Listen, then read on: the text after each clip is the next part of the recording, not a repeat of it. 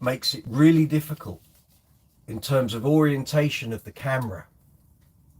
So I'm hoping a load of you will click through and then realize the stream has gone kaput, and you'll come through here. So you'll get a notification that this is live. So I'm hoping, hang on, it's all going to go a little nuts here. And I'm going to have to rename this, aren't I? So,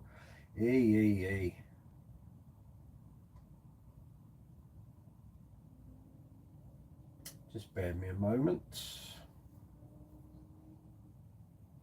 So how do I even get into my own thing? Just bear with me, sorry guys. No, not that. Not that. That ain't it.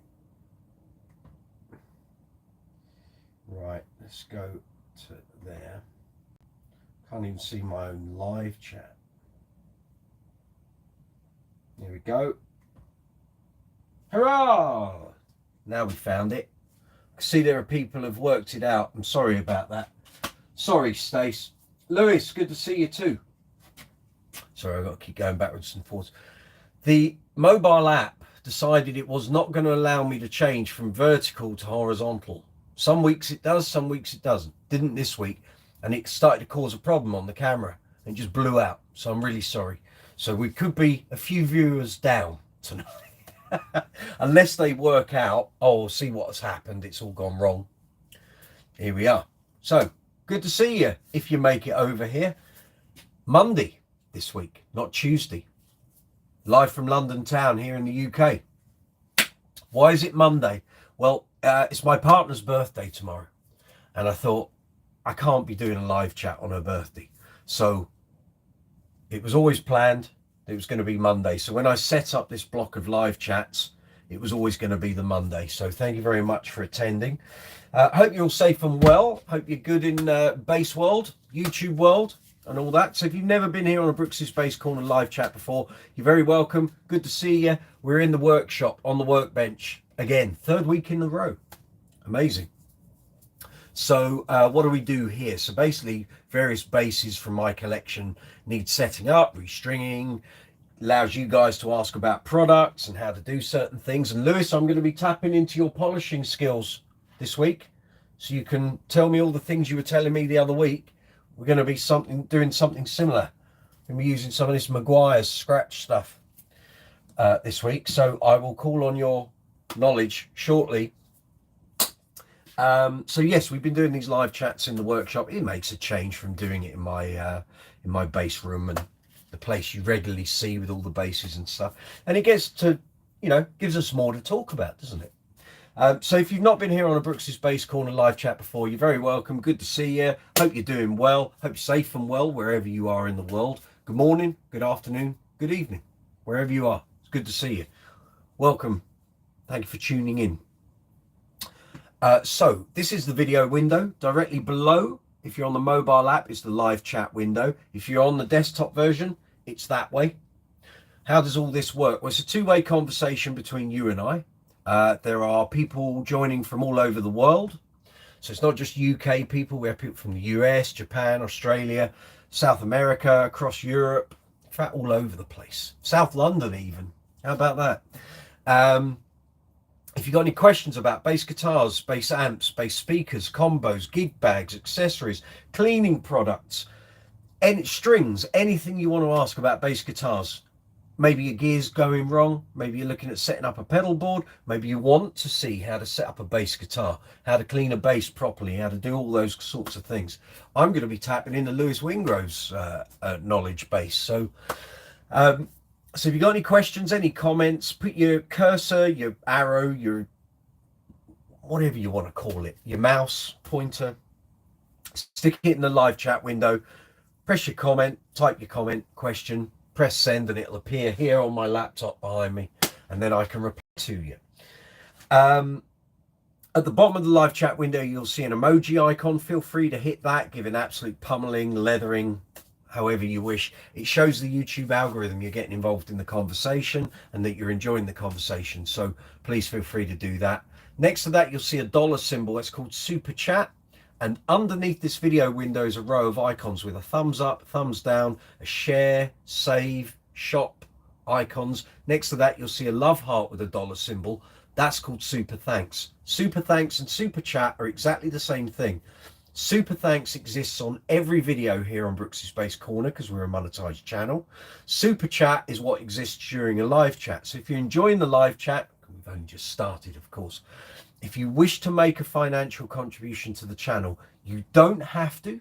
It's entirely free to watch all the videos on my channel. But if you find something useful, or I give you some advice and you think that really helped me out, or you've got a query and we can answer it, if you wish to help the channel, keep the wheels of the algorithm lubricated, keep the channel going for as long as possible. If you wish to make a financial contribution, you can do so via super chat or super thanks. It's exactly the same thing. It can be a small amount, it can be a large amount, whatever you wish. All the products you see, whether it's the guitars, the amplifiers, the effect pedals, the strings, the gig bags, all the cleaning products and workshop stuff I have here, this has all been paid for. I pay for it. It doesn't come to me free. I'm going to Rotor Sound on Friday to stock up on strings. It's coming out of my pocket. I've already paid the bill. It's nearly 300 quid. So if you wish to help the channel, that's how you do so. Underneath the video window, you'll see the icons. There's a thumbs up, a thumbs down. If you enjoy the video, please give it a thumbs up. If you don't enjoy the video or you don't like something about the channel and you're going to give it a thumbs down, please leave a message or a comment in the comments section. Tell me what you don't like. If I don't know, I can't improve it. I can't make it better. The subscriber numbers have been up and down like a tart's drawers since last week's live chat. I've had clusters of like 5, 6, 7, 8, 9 new subscribers, and then dropping back by 5, and then up by 4, and down by 2, and up by 1, and down by 6. It's been a crazy 7 days. I don't know what's going on. Why are people subscribing to the channel and then dropping off again?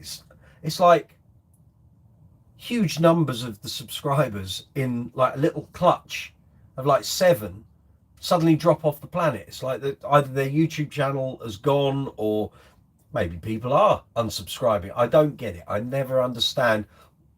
If you subscribe to a YouTube channel, just leave that in place. If you don't want to see the videos and all that, then just select none on the notifications. But why, when us creators rely on subscriber numbers to push the channels forward and to get the algorithm behind us, it's really disconcerting.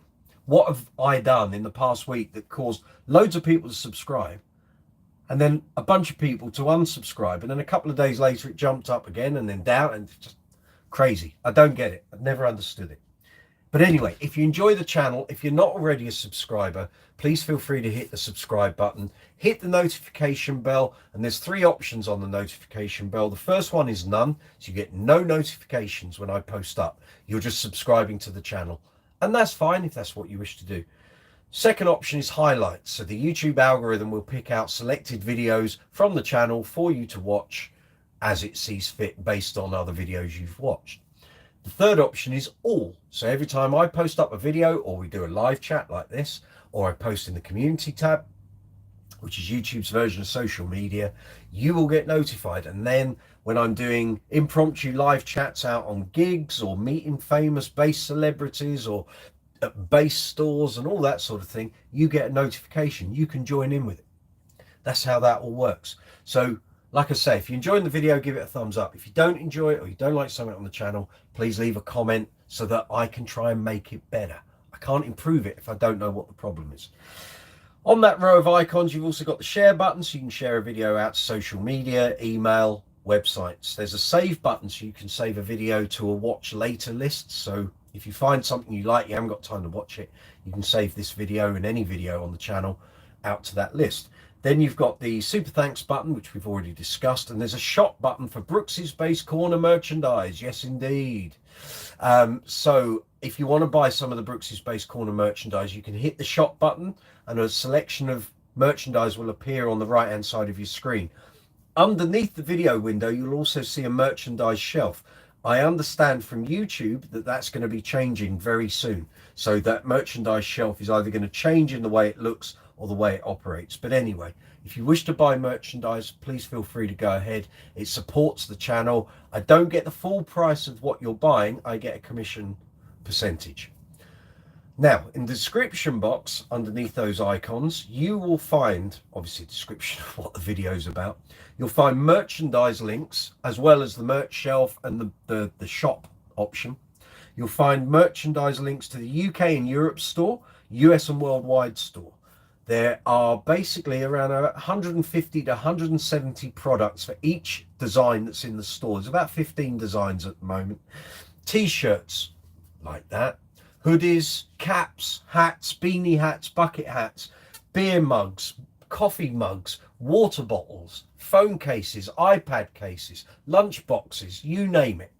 There's all sorts of stuff on there. So if you, again, you want to help the channel and you'd like something for your money, then please look at the merchandise.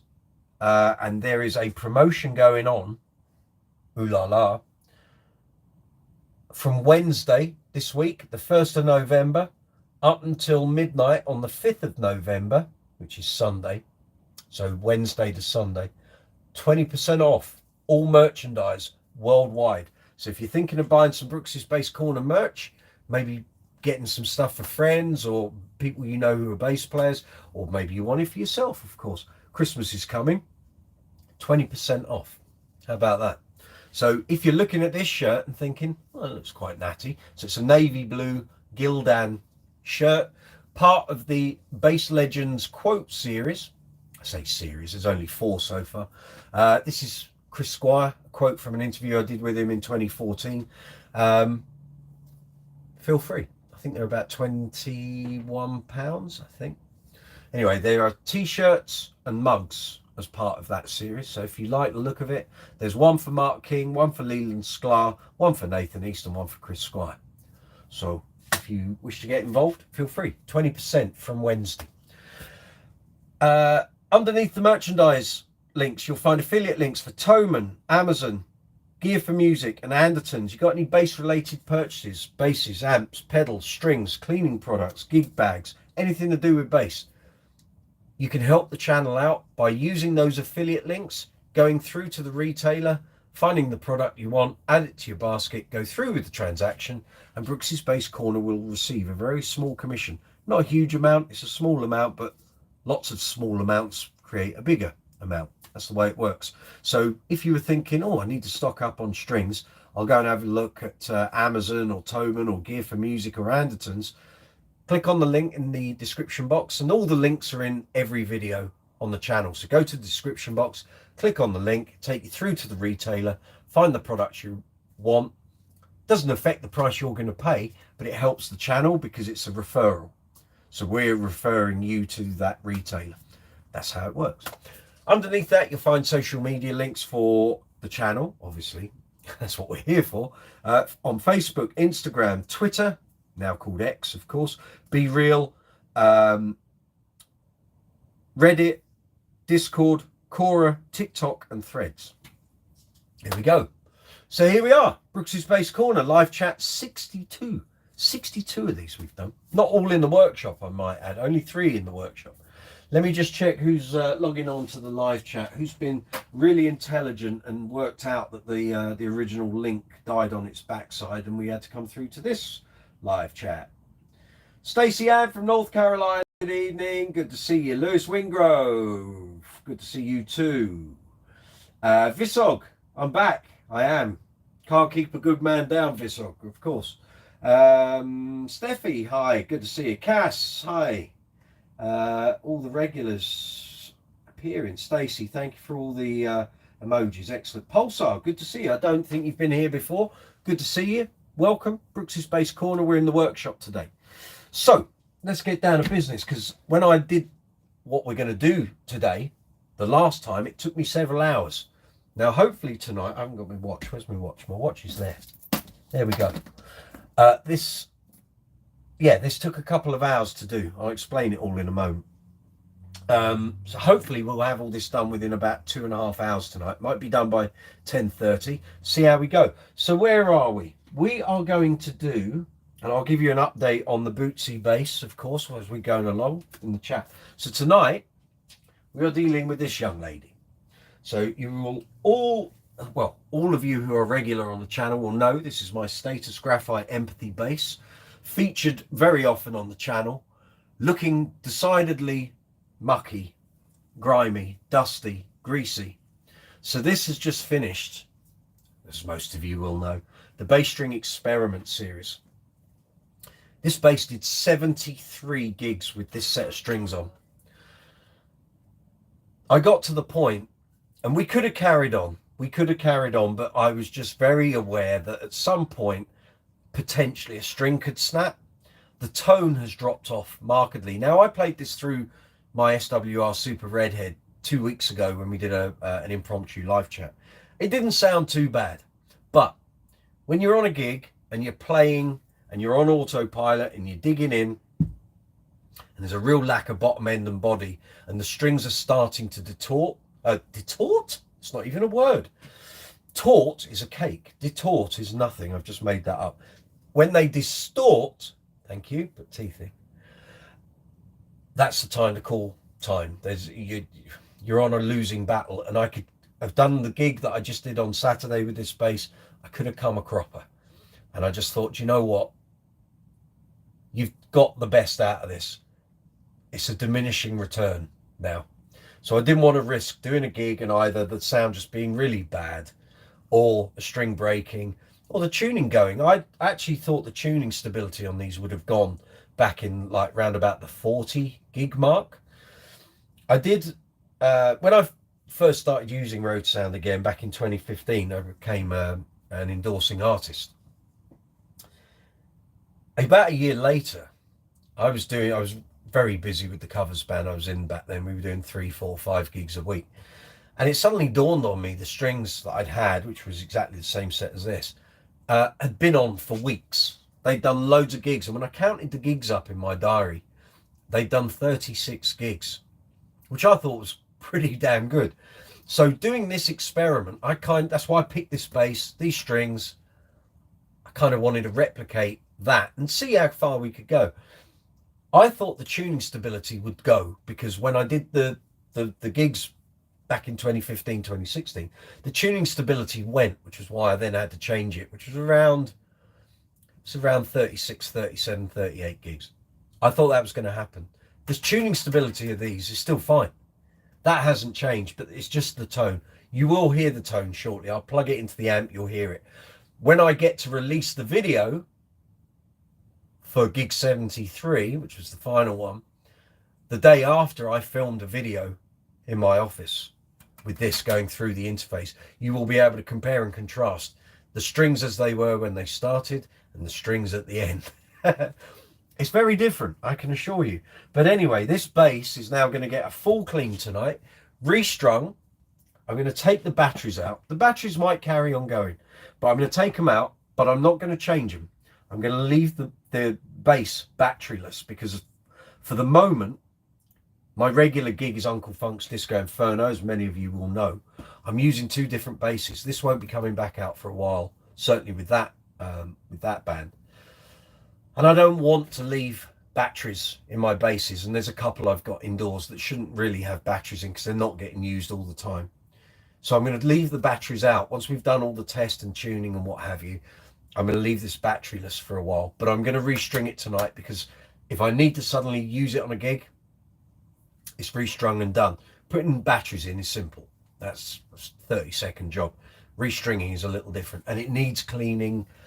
It's probably a health hazard, to be brutally honest. It's done so many gigs. It has had periodic wipe downs with cloths and what have you, but it hasn't had a full clean and spray. And if you've seen the video before, how to make your Status Empathy play better, I will put a link, it's probably going to be there. And I will put that link in tomorrow when this video gets uploaded onto the channel. So that will allow you to click through to the original video where this bass got cleaned, set up perfectly before we started the bass string experiment. Here we are at the end of that run. We're going to do the same thing again. Okay, there's probably a few things don't need doing. I don't think the bridge is going to need adjusting. It's all locked in. But I'll take you through all the intricacies. If you've got any questions when I'm doing all this, put them in the live chat and I will respond and I'll explain what I'm doing and how I'm doing it. So yeah, so let me hook this up to the amplifier. You can get a rough approximation of how these strings sound, and then we'll start taking the strings off, give it a dust down, give it a clean. Then what we're going to do, behind me you'll see lots of things, bits of tape. So normally I would use these grip guards for cleaning the frets. Today we're not going to do that, and I'll explain why. So this bass has a phenolic fingerboard. Phenolic is sometimes called ebonol. So basically it's highly compressed paper that's meant to have the same rigidity and sort of sturdiness of like ebony. So sometimes this gets called ebonol, but with status graphite it's called phenolic. I did this on the how to make your status empathy play better, and I used the grip guards, which was fine, and I did the fret erasing, and then when I polished up with Neverdull I got loads of it on the fingerboard. It didn't matter, it all came off when I cleaned the fingerboard up with WD-40. Yes people, WD-40. I'll explain that one in a moment as well, but I don't want to go through all that this time. So I've pre-cut loads of masking tape. That's going to go on the frets. We're going to do fret erases, clean all the frets up, some Neverdull, give them a good polish. Then we pull the tape off, WD-40 over the fingerboard. Then we get on with polishing the body. Headstock just needs a bit of a clean. Get the new strings on, strum in. Action, but I don't think we need to. We'll check the intonation, check the pickup height. I don't think anything has changed, so and then we should be good to go, and then that's it, and then we're just concentrating on the live chat. So hopefully this won't take 2.5 hours. It might only take an hour and a half. We'll see how we go. Right, Steffi, Stacey Ann, Pulsar, yeah, howdy Pulsar, Stacey. Diet Coke fueling the ship tonight, yes indeed. Coca-Cola, if you want to send some free cans, I'd love some if you want to do that. Graham, good to see you. Graham's just appeared. 20% off on merchandise from Wednesday through to Sunday if you're looking to get a new hoodie. Graham bought a hoodie, a Brooks's Space Corner hoodie, not one of these. This is my shabby everyday hoodie. Took it to a gig and someone stole it. Which I'm all for, you know, pushing the Brooks's Space Corner name out there, but please don't nick my friends' hoodies when they've gone to the trouble of buying one, of course. So let's get this plugged in and I'll give you a quick demo of how these strings sound. Now bear in mind this is going through a Hartke HD25, so it's a bit of a clunky speaker and it's not particularly the idea. So if you want to hear how these strings sounded before the video to come out, which was the wrap-up video, or you can go to how to make your status empathy bass play better, which I did the link a little earlier. I'll put them in the description box as well. Or you can go to the very first video in this series, how long will a set of rotor sound strings last? And again, I'll put a link there. Won't be there now, but it'll be there midday tomorrow when this is uploaded. And you can click on it and you will hear how these strings sounded at the very start. So now, I know the bass is in tune because I tuned it before we came in. Pickups are in the center, so it's both pickups on. Take the mids off. We can do it flat and then I'll add some treble and mid so you hear the difference, right? So this is flat EQ. Let's give ourselves some volume, eh Mike? That'd be a good idea. I've got gloves on, so the sound is going to be a little different. Why am I wearing the gloves? Because my hands get a roasting every time I do workshop stuff, and I try to look after my hands because I've got gigs coming up. So anyway, let's play these strings. This is a G, D, A. Here's where it goes really dead. E string is like a bit of old rope. Ready? Now you might be hearing this thinking, they sound all right. There's loads of gigs left in those. Let's just put a bit of treble and some mids on, yeah? You'll soon hear the difference.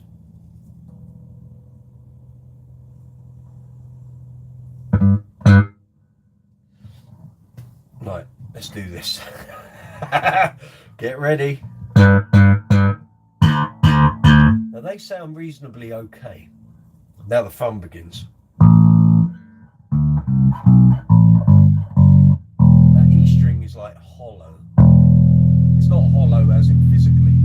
tonally it's hollow. It's like this weird resonance. Maybe it's not conveyed on the live chat because you're getting picked up by the camera mic, but there's no solidity to that. Really, it's just like dead. Like a bit. If I turn the volume off and just play it acoustically, G, it's okay. That's kind of okay. D string, that's all right. The A string, it's not great. The E string, it's like a bit of old rope that you'd sort of drag Daisy the cow along with. Yeah, ready? Here we go. It's just there's nothing in it. If I slapped it, let me take my glove off. Yeah, let me take my glove off.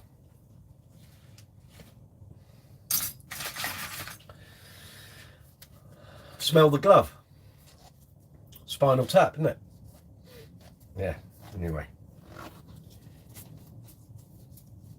Let's get these on. Right, I'll play with my fingers now, eh? In fact, let's take both of them off. You can tell I've done this before. Yes. Yeah, man. Great. Omar Moran, pre-recorded. This? No. This is live, my friend.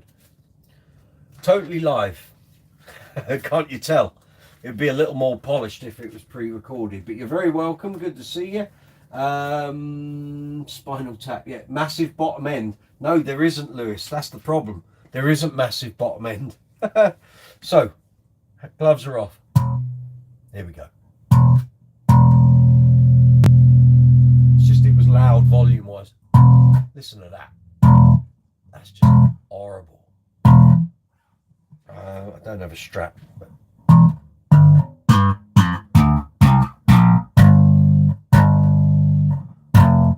it's like this baggy piece of pant elastic.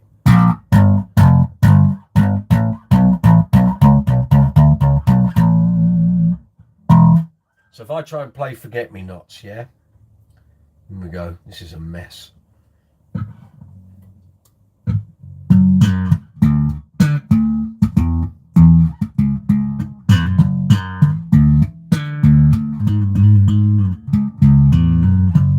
It's that.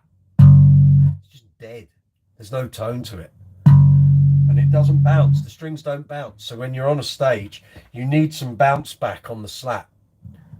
You know, reasonably good strings early in their life, you hit it and it bounces back. This doesn't bounce back. You hit it, it's just like, as I said last week, it'd be like dropping an overripe pear from a very high block of flats, and as it hits the ground, that's kind of what the tone is to my ears.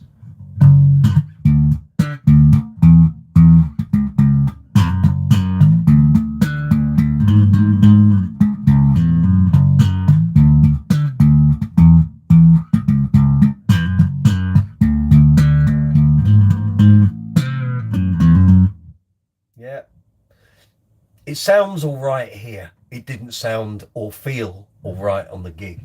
It was horrible.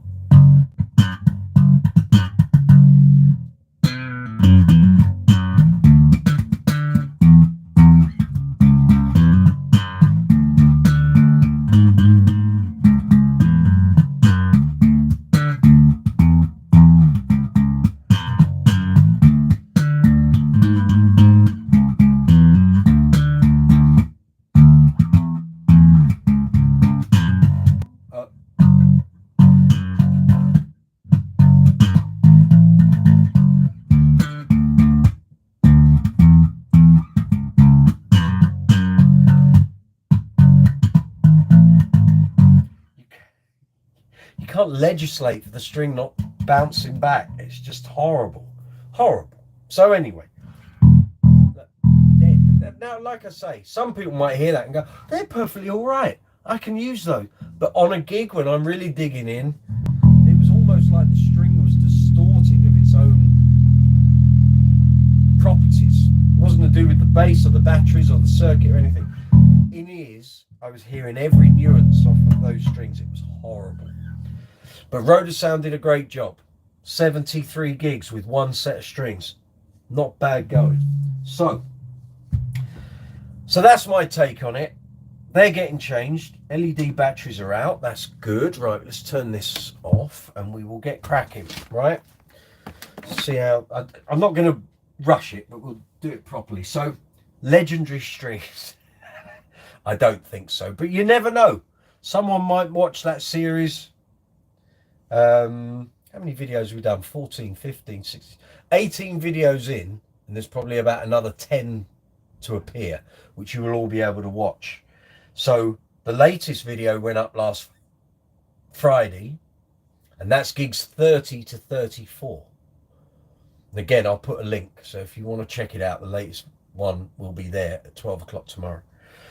Again, will be in description box as well. And it goes all the way up to 73. So what can I say? So we're going to take the strings off. I'm going to put them in a packet. I'm going to pin them to my notice board, or they might be here. And we're going to put 73 not out. They didn't snap. Tuning stability didn't go. I just battered the hell out of them for 73 gigs. You did great. What can I say? You know, black marks on the windings. That proves they're the same strings. I mean, you'll see the fingerboard in a minute. You'll realise that's definitely done 73 gigs.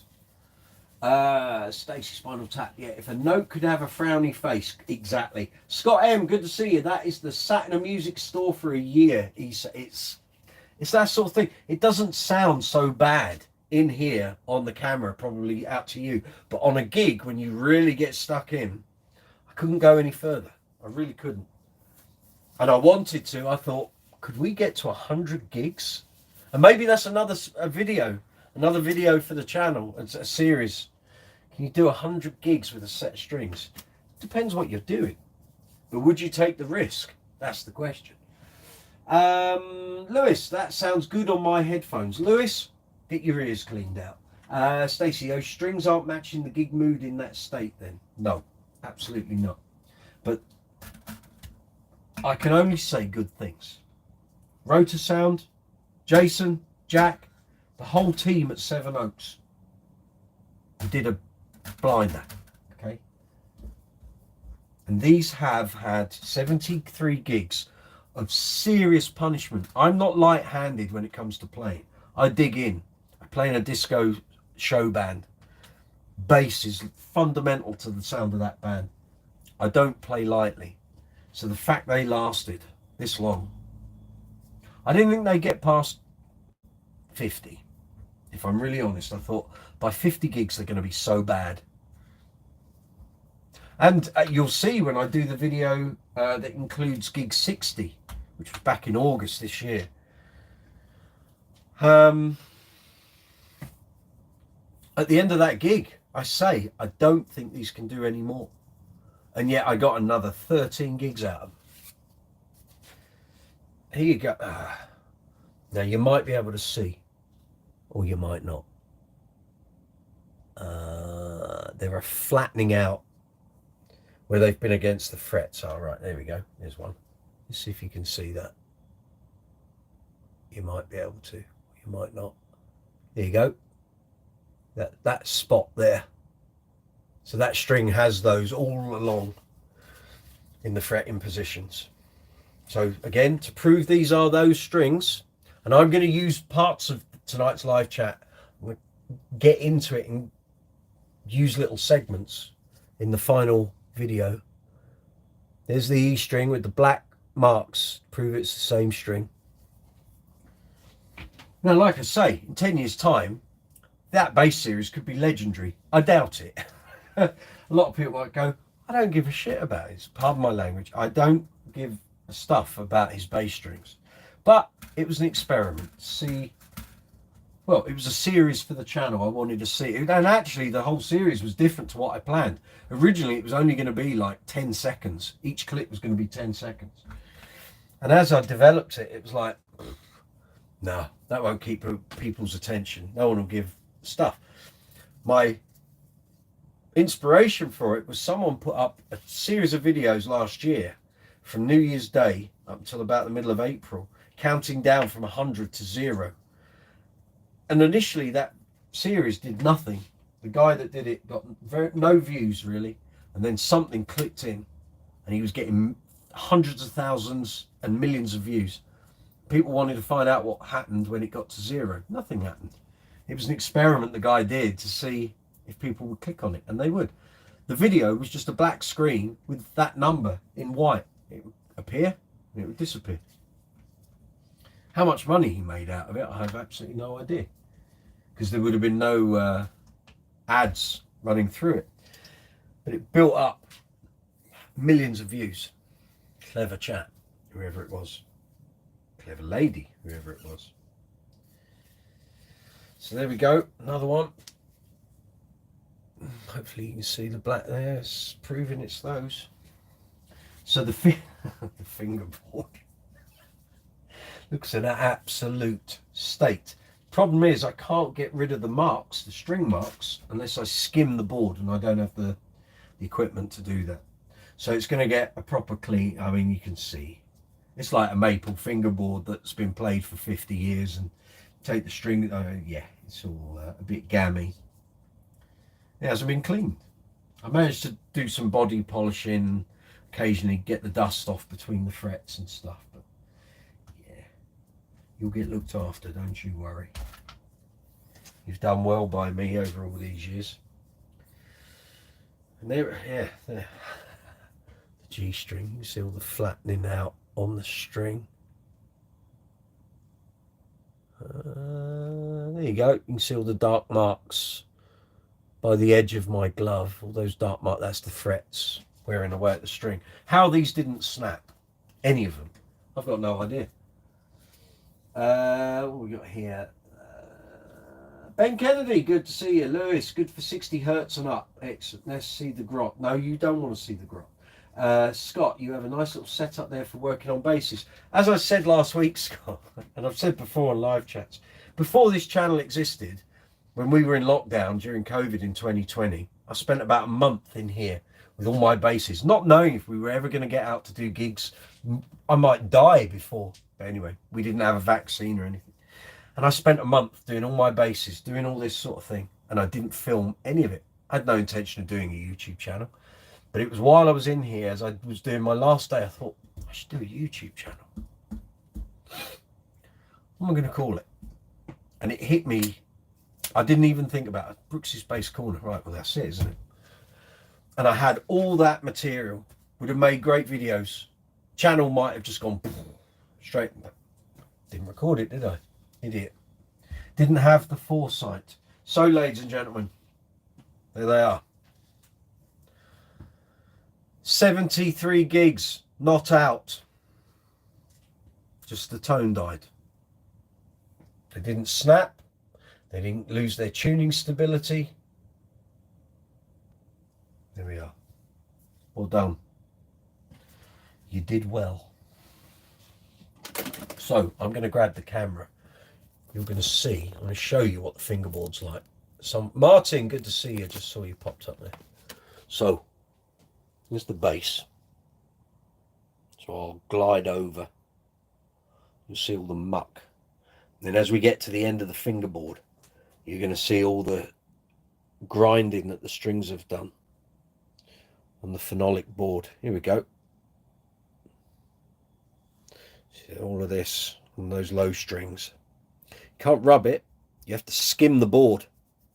And I don't have the gear to do that. So we're going to clean it up with some simple green. And then we're going to do some WD-40 to bring the luster back. It'll come back. I mean, you can see there. All the finger marks and the strings have gone. Grot on the headstock. Greasy old body. I'm not talking about me, I'm talking about the bass, of course. So, here we go. I will tilt you down so you can see what I'm doing. And you got any questions? Fire away. Scott, that's a cool story about your name for your channel. Thank you. Grot City, yes, goodness, that bass was worked hard. 73 gigs, mate. So first thing we're going to do, we're going to brush all the crap off it. Okay, There's a couple of things need tightening. That tuning peg needs tightening. The string tree needs tightening. I'll check all the tunes and stuff as we go. And yeah, so how is everyone? I hope you're all doing well. I hope you're out gigging and stuff at the weekend. I hope it all went good. You got any gigs coming up, or you're buying new gear? Let us know. Let me know.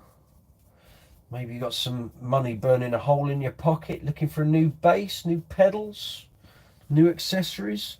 If I can help, that's what we're here for. If I don't know the answer to a question you might have, fire away and I'll open it up to the floor, and someone here amongst these remarkable bass playing people, someone will know. And we'll help you. That's what we're all about here. So I said I'd tell you about the Bootsy bass. I did my first gig with it on Saturday. So, initial findings.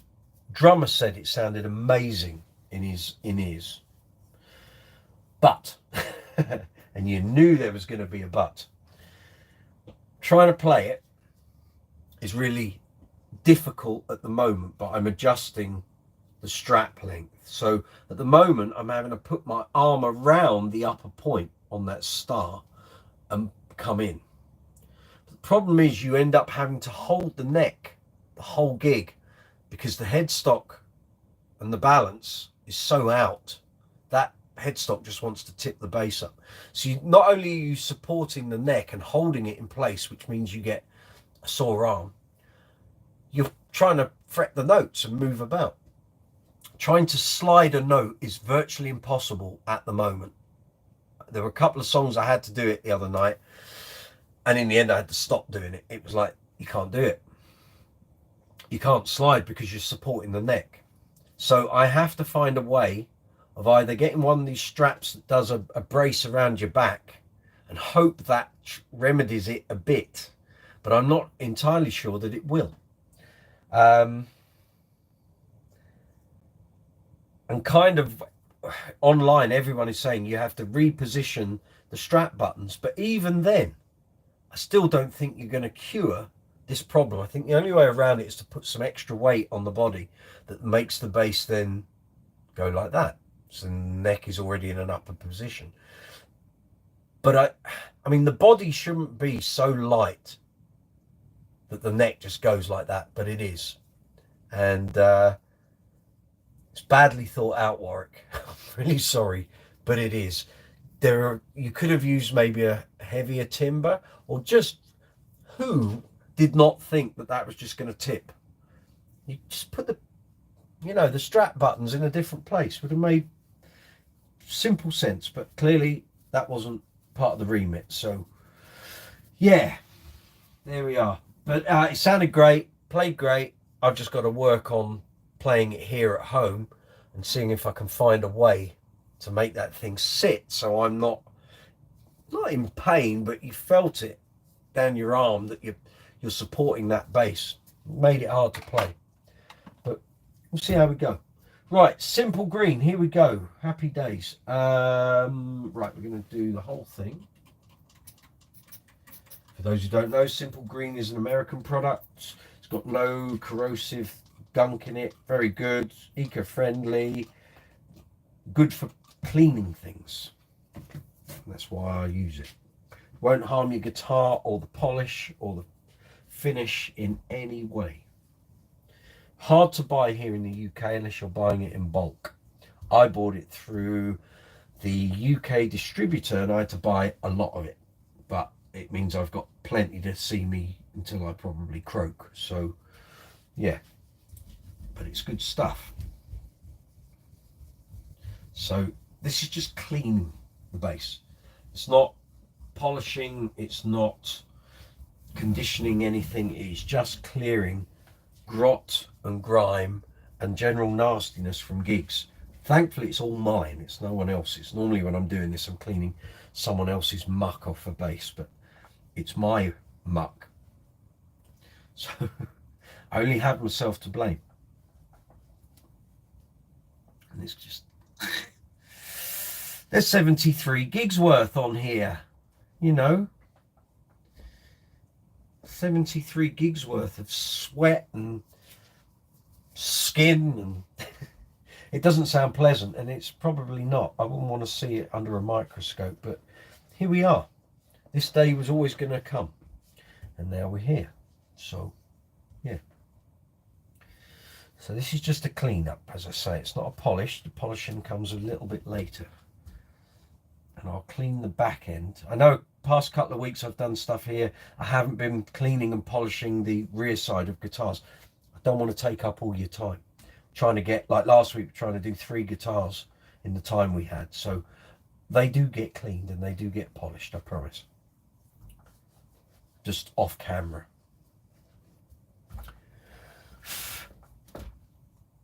So there we are. So do that. I've got to clean the headstock, of course, it's all dusty.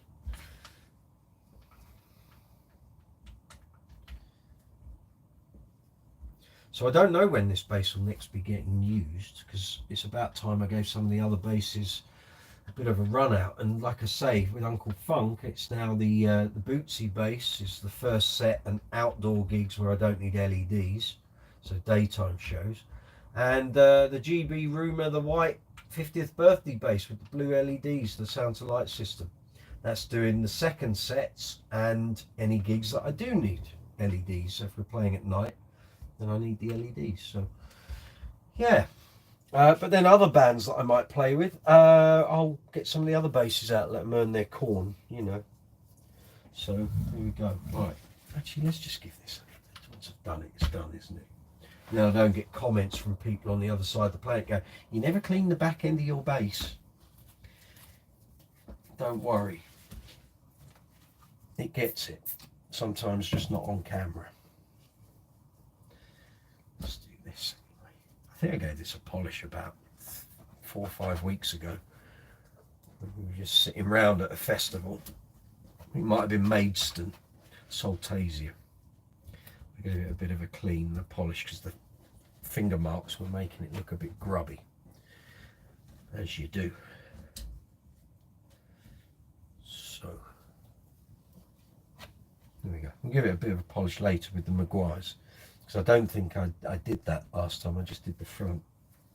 So here we go. Right, we are now going to mask up the fingerboard. Okay, so that's what all these strips are taped for. So I kind of preempted what we were going to do. They're not the greatest pair of scissors. I've got better ones indoors, but anyway. So this is just masking tape. There are different tapes. Sometimes you see people using blue, greens and what have you. I haven't got any of that here at the moment, so masking tape it is. And what you do is you just run it as close to the fret as you possibly can, not leaving a gap if you can help it. Okay.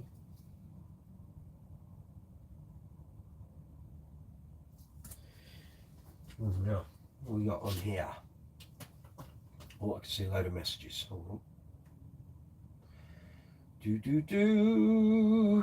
There we are. Lewis, did I see some dings in the 3rd fret? Yeah, there are dings all over, mate. But none of them are causing it a major problem. This had a bit of a fret dress about 18 months ago.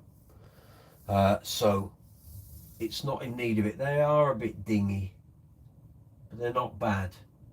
They're not bad. There used to be a bit of a ding in that 0 fret, but again, when it got dressed, they're okay. This status is hard wearing, don't worry about it. Or is it scuffed from bending? Well, the fingerboard is scuffed from strings eating into the phenolic fingerboard. If you're talking about the frets, there are, yeah, you can see some indentations, but that's not going to make a difference. Your passive wire setup was much heavier than the stock Schecter setup. Okay, it's pH balance. We're talking about the simple green. Scott Ems, I'll have to pick some up. Yeah, you'll be able to get it easily where you are, Scott. No problem. Simple green is a boon to most surfaces for cleaning. Really busts through the dirt. Excellent. Hang on. Stacey's bound to accumulate the gunk. Yeah, if you're working on cars, awesome is better for greasy engines. Simple green for gentle cleaning.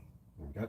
Martin, have you tried a suede strap mic they don't slide, so can really help with controlling neck dive. I haven't, and I did read that last night, Martin.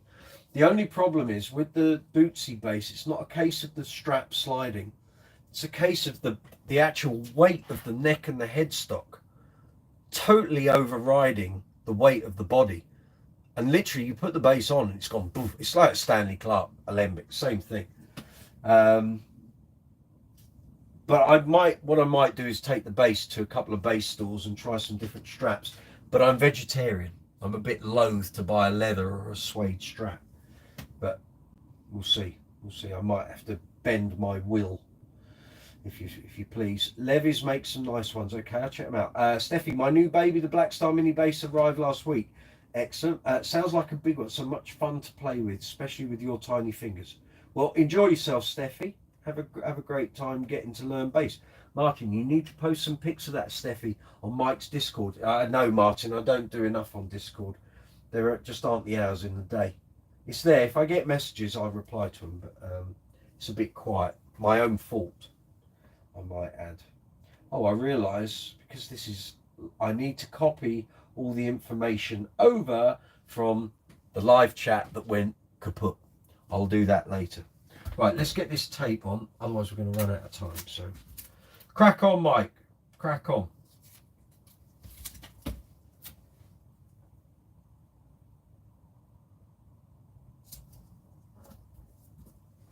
And don't worry that it's masking tape and it's sticky. It's not super sticky and it won't leave a residue. And again, I'll be cleaning the fingerboard and the back of the neck once we're done. Yeah, I will. Too right.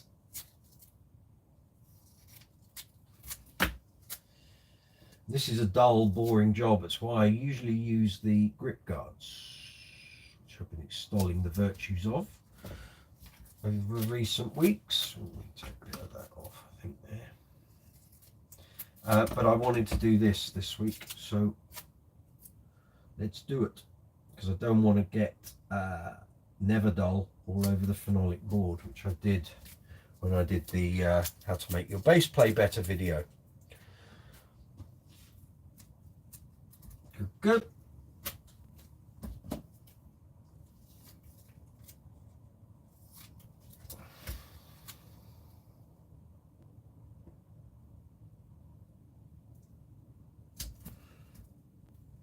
There we go. Do. That close, mate. Okay. Get in there. So I will repeat. I can't say there's merchandise and affiliate links in the box because they're not there at the moment.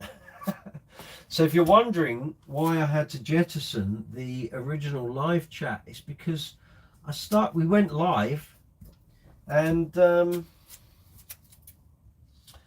mobile app decided it was not going to allow me to work in horizontal viewpoint. It wanted me in portrait viewpoint, and it wouldn't let me go back in to change the settings. And then when I tried to go back into the video, it was saying this app has crashed. And I was like, oh, that's kind of ruined it then, isn't it? So we had to start this one up. So I will put all the affiliate links and merchandise links and all of that stuff in once we're finished tonight. So if you want merchandise, go to any other video here on the channel and you'll find the affiliate links and the merchandise links in there. And also I'll repeat, merchandise is 20% off worldwide off all products from Wednesday until Sunday.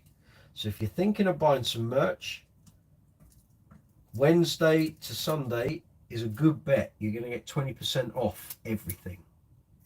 So if you want t-shirts, hoodies, caps, beer mugs, coffee mugs, water bottles, you know the drill. 20% off everything worldwide, no matter where you are in the world, it's 20% off. So knock yourselves out, gang. get those t-shirts in time for Christmas.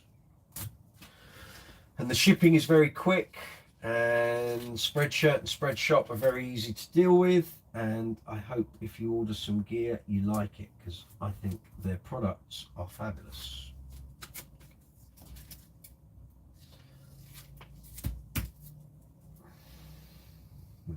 Mop that one up, Michael. Get rid of that.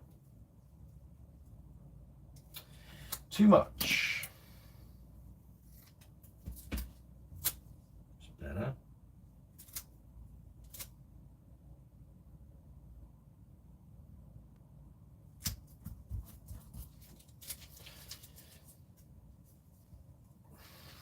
What are we doing?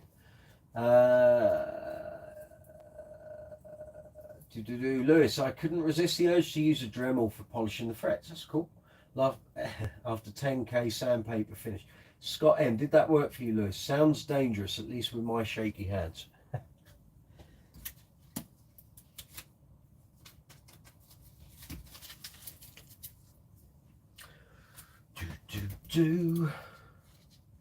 I know this is very dull.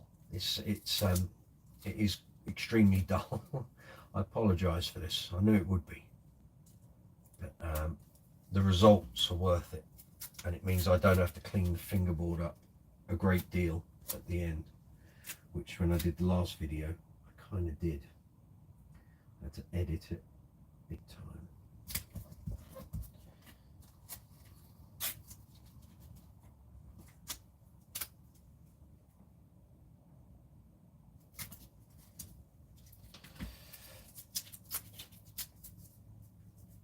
It's not the smartest job, but it will protect the board. That's the whole point. These scissors are rubbish. That's too much. Doodle-doo. So what you all been up to? You been buying any gear? You've been on any gigs? What you doing? No.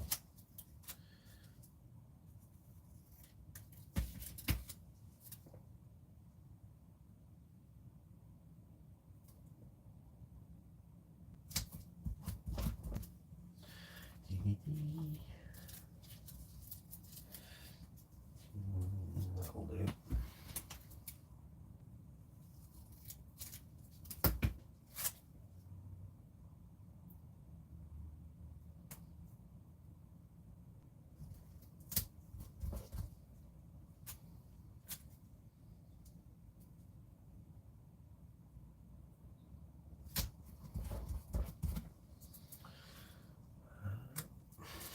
Now here's where it starts getting a bit fiddly.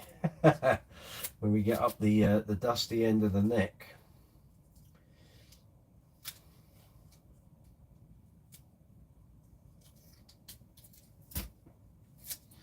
Because the gap is much smaller, thinner, narrow.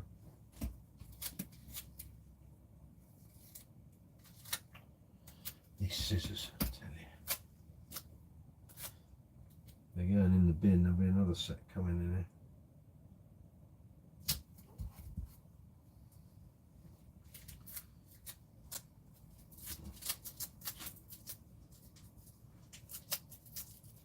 Get in there.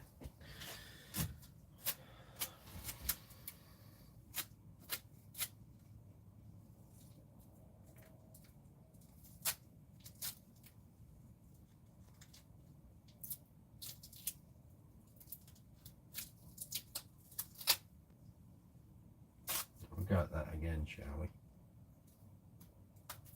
Cute.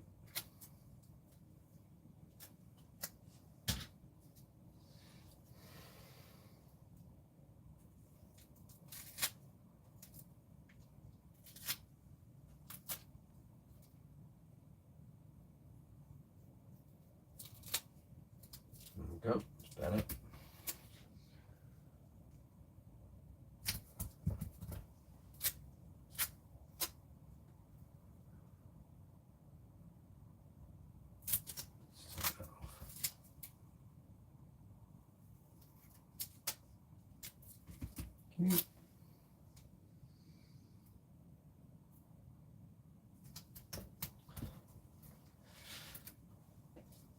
Yeah. It's dull, man. Suddenly grip guards seem like a good idea. We'll get there. Let's go. Exactly, works well, but don't touch the chuck on the ball you enjoy. Ben Kennedy, nothing much. New set of 66 LDs came today, so we'll be getting them on the P base come Saturday. Excellent. Pleased to hear it. I've got base demo videos to do tomorrow. So there'll be some base demos going up imminently. So keep your eyes peeled.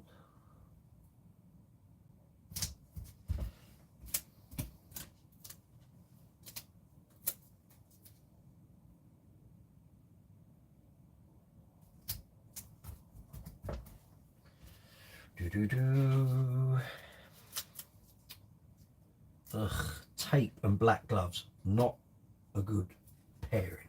Get off.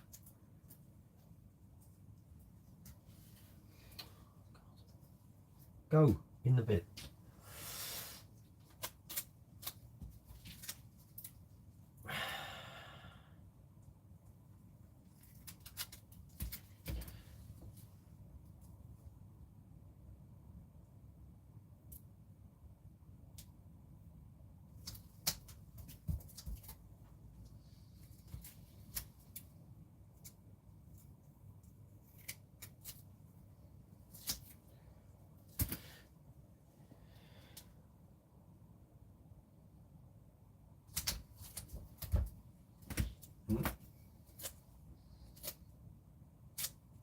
So yeah, as I said, I will be visiting Rotorsound on Friday, picking up string supplies.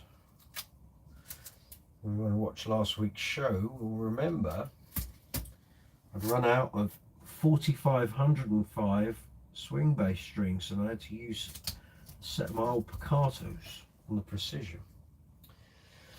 So yeah, while I'm passing there on Friday, going to Eastbourne for a theatre show, it seemed fairly prudent to arrange to pick up some strings. So I rang my order through today, paid for them, of course. Don't get anything for free. And I can literally pop in, pick up the box, get back in the car and go off to the gig. So that's what I'm going to do. On Friday. So playing in Eastbourne this week with Uncle Funk. Played there late November last year at the Hippodrome Theatre. So we're going back there this Friday. If you came to it last year, be good to see you this year. And if you're coming already and you didn't see last year, you're in for a treat. So yeah. Should be a good night. It was good last year. They know how to party in Eastbourne. Yes, sir.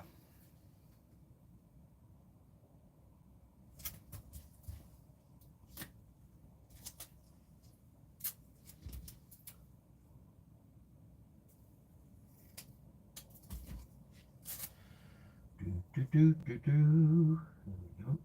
Get that one on there.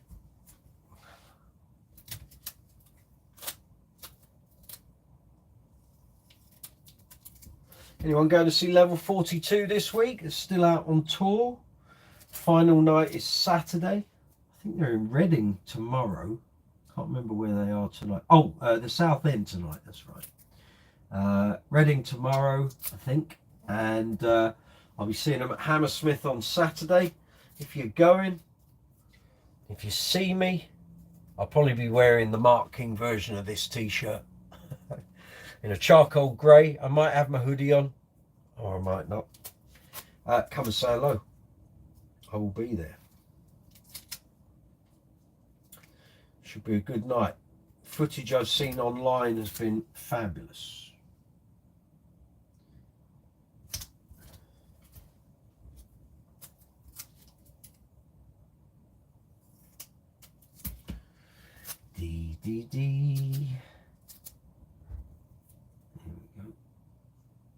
promise, once this is done, I will be going 100 miles an hour.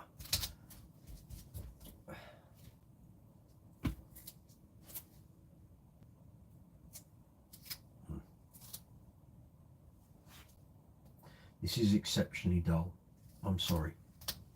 I will use grip guards in future, but I just wanted to not get never dull all over the fingerboard like I did last time, because it wasn't a lot of fun getting it off. We're nearly there.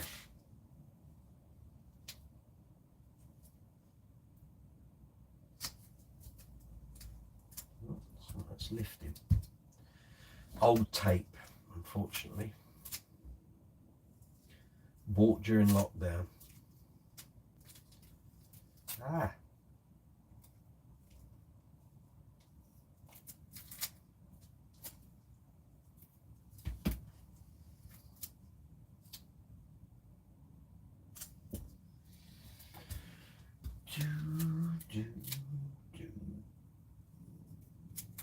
No.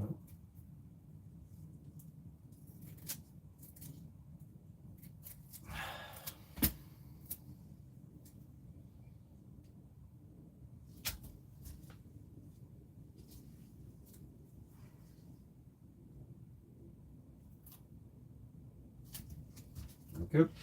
I need some more now, don't I?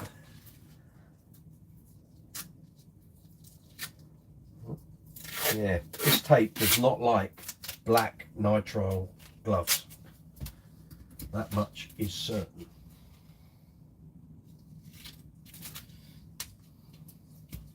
How we doing? Martin, is that big tin of WD-40 for cleaning the phenolic? Yes, sir, it is.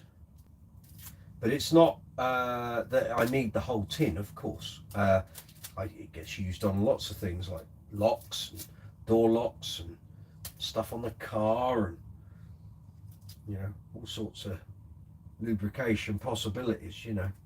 But for phenolic, as specified by Rob Green at Status Graphite, you want to clean a phenolic fingerboard, WD-40 it is. He made it. If he says that's what we're using, that's what we're using. Don't argue with the man.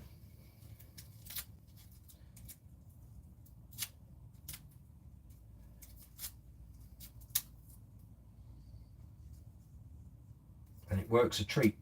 I've used it on every graphite neck base or phenolic fingerboard base I've got since I started using graphite bases, and it just works wonders. And if you've never seen it done, then in a second, what's that second? In about 20 minutes, I'll be doing it and you'll see the difference. So you'll get the before and after in front of your eyes.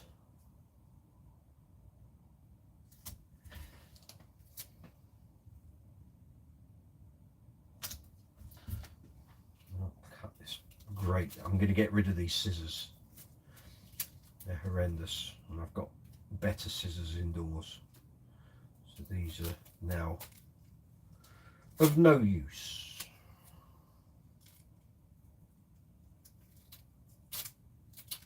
Get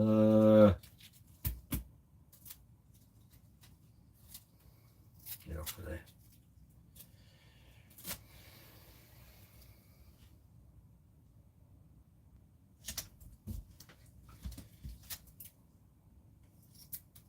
Oh, one left. No, do two.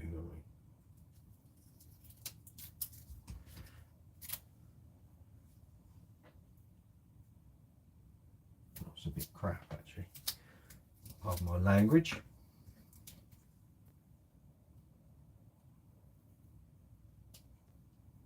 Come on.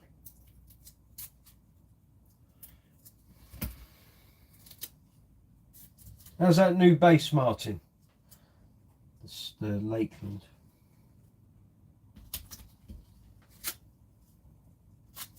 Let me go. How's that lake look? Keith Doherty, good to see you. I take it you can only use WD-40 on phenolic fingerboards, not any other type. No, it wouldn't have any purpose. Basically, the WD-40 basically cleans it up and polishes it. So you'll see in a moment, it looks kind of like brown, like there's no luster to it. And once you WD-40 it and then wipe it off, it's had time to soak in a bit. You don't use loads.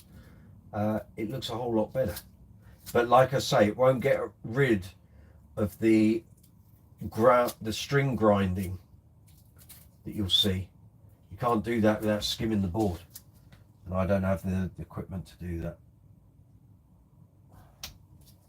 Send it back to status for that.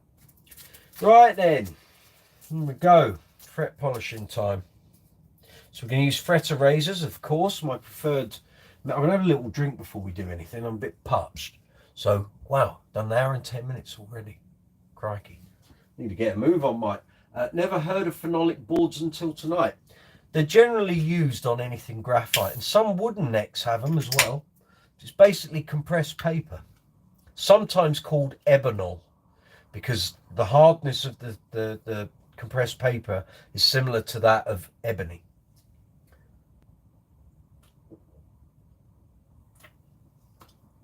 But with status stuff, it's always referred to as phenolic. So that's what we're going with. Status base, of course. Okie dokes. Right, let's fret eraser time. We're going to go. Well, let's have a look here. Yeah, they're fairly discoloured. We're going to go with the 150 again. If it's a bit harsh, I'll go to the 400, but we're going to go with the 150. All right. So simple as, just like rubbing pencil off paper. It's exactly the same principle. They'll look a whole lot better afterwards. And then once we've done this, we're going to use never dull on them. Ugh, and you're starting to see all the rubbish come off already. This is why we do it. And they will gleam.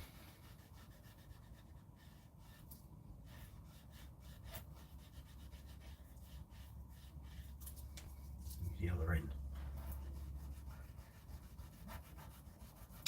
So any of the products I'm using tonight, or anything, any of the tools, any of the cleaning stuff, setting up stuff, you can get this from all the retailers that are in the affiliate links. Obviously, I know they're not in the description box at the moment. They will be once tonight's live chat is finished. I will make sure that everything that was in the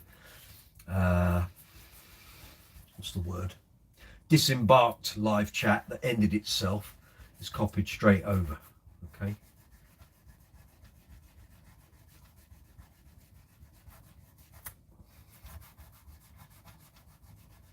YouTube, sort out your mobile app.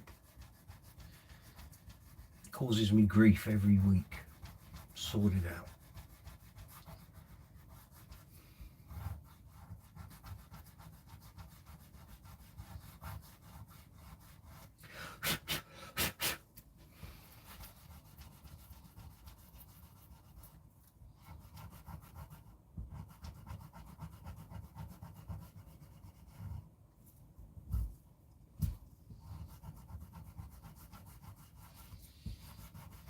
So, Lewis, the fret erasers aren't designed to get rid of the string indentations on the fret. They just take away the tarnish. So, yeah, in case you were wondering, is that why I'm using fret erasers, to get rid of the dimples where the strings have been? No, that needs fret dressing or fret crowning. Basically the same thing.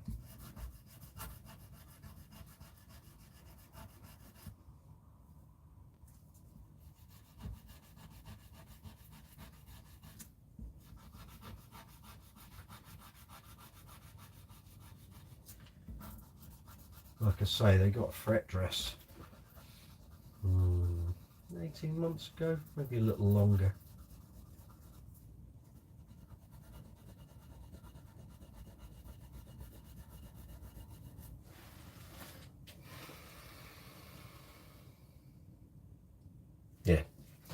That's what you're getting off. Right, never dull. Here we go. One of my favourite things in the world.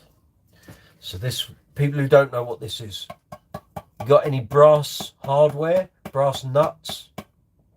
That's not a euphemism. Brass bridge. Even at home, if you've got any brass on like door handles and stuff, this stuff makes it look brand new.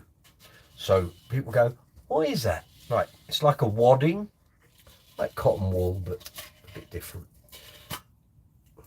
Always forget there's that extra bit.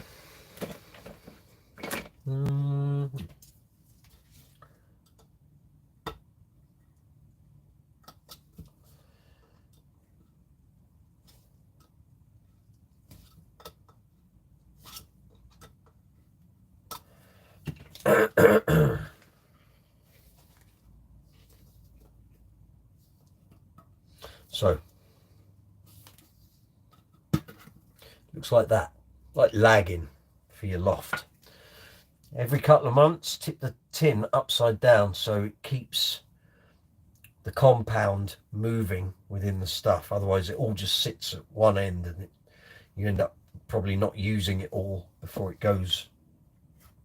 Pardon my phrase, pardon my French, tits up. So I will show you in a second. So this is it straight out the tin, nice, clean. Yeah, I'm going to show you after about 10 frets, right? Get ready.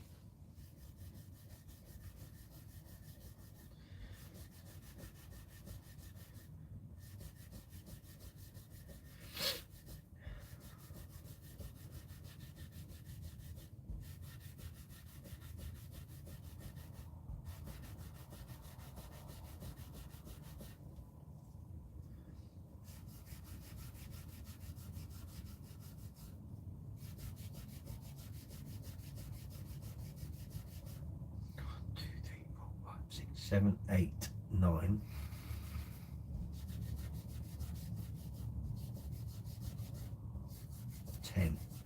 Ready?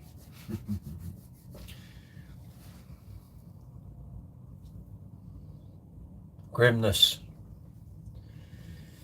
So if, well, you won't, I'm not going to pull the camera down, so I'm getting rubbish all over my hands. But if you saw the clean ones and then the dirty ones, you'll see the difference. But I say they're clean, they're misty at the moment, so they've got the buffing compound on, yeah? In a moment, when I polish them up, it'll all change and they'll look fabulous. You can buy this on Amazon. You can buy it from hardware stores and stuff, but if you want to help the channel, use the affiliate links that will be in the description box later, or go to any other video here on the channel. If you click on the Amazon affiliate link, I've created a Brooks's Base Corner base store on there, and just put in Never Dull, N-E-V-R, not N-E-V-E-R, N-E-V-R, and order yourself some.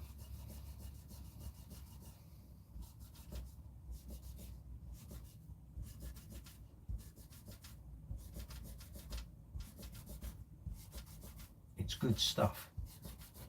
Like I say, brass door handles and plates on doors.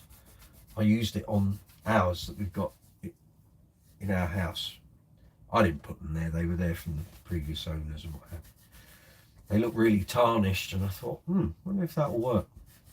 It did. They look great afterwards. Right. Yeah, that's what we're talking about. That's why you do this. So it makes your frets look all fab. So now we're going to wipe them all down and use a rag. I use old t-shirts. So get an old t-shirt, scrap, and give it a right old polish. All you're doing is taking the compound off that you've just applied. You don't have to leave it on. It's not going to get better the longer you leave it on. At least not in my experience anyway. I'll show you the t-shirt in a minute. Yeah. And you'll be like, oh, okay. Now I get it. And then you'll see why my frets are all nice and gleaming afterwards.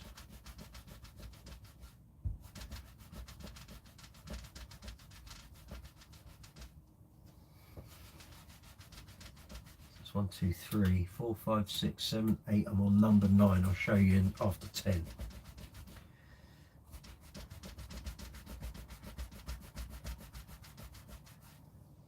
How's that grab you?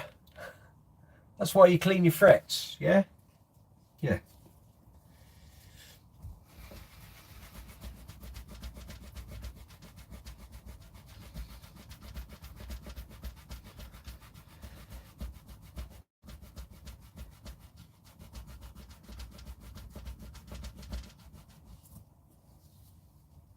Oh.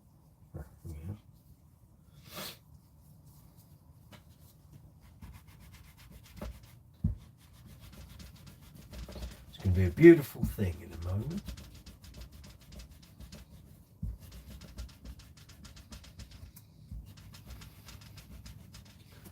Time wise, 25 past 9. We'll be done by 10:30. Don't you worry.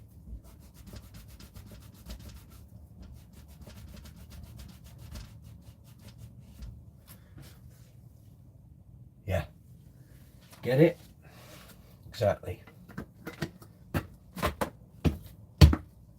Tip this upside down, so it's been upright for 2-3 weeks. Put the lid on properly, Michael. Come on. Cute. Now I'm going to leave it upside down. So that's that.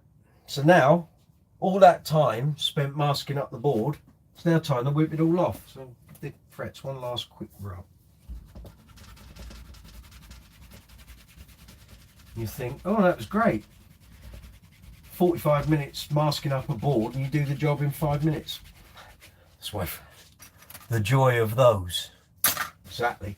And actually Music Nomad now make a plate that fits on your neck. You put it in place, fasten it, and all the frets sit above the plate and you can do them all in one hit. I'm getting one for Christmas. Don't worry about that. This video would be 1/8 of the length if I'd had that.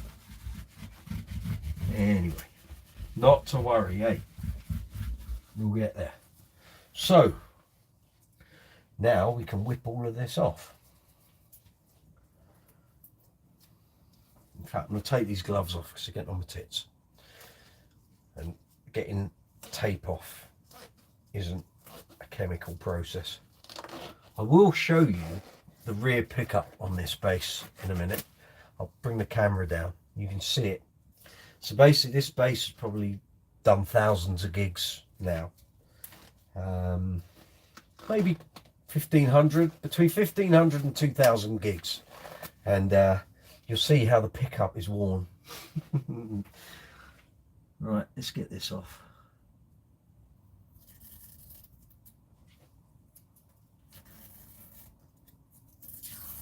We'll be polishing up the board with the WD-40 in a minute, so get ready, folks.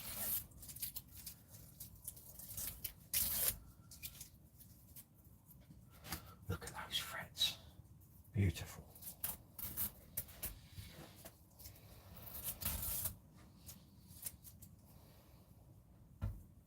Now you see, if this was a recorded video, this would all be whizzing by. I'd edited this bit out now, but yeah, it's not. It's a live chat. It's something different. It's not me sat on my backside in my bass room and us doing it there, is it? What are we doing on the chat? Martin Fay was playing a new bass just before joining the stream, Mike. Playing some No Doubt. Sounds perfect for that mid-90s ska sound. Excellent.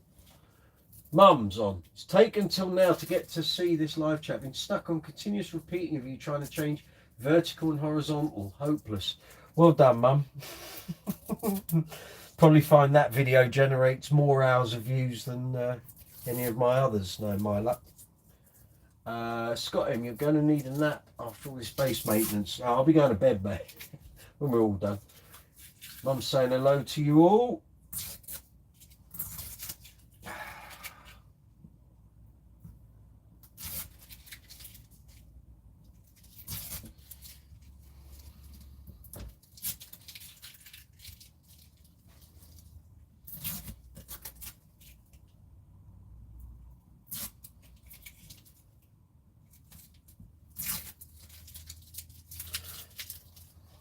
So WD-40 is our next port of call.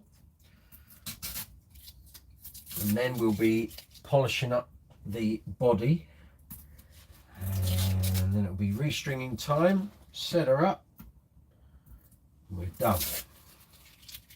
Just the one base this week, not 3 like last week. Although to be fair, the precision wasn't really being set up. It was just an action and truss rod adjustment. Right then. Okay, WD-40, we can get rid of that. Don't need that.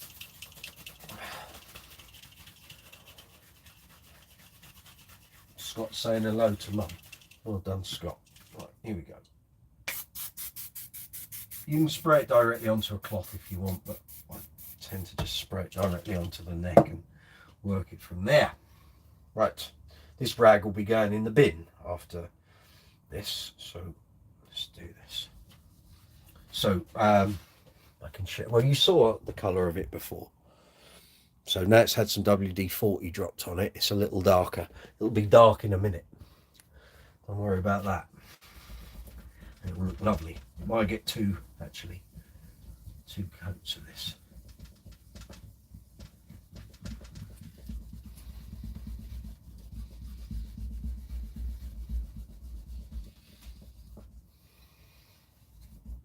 Get up nice to the frets, yeah?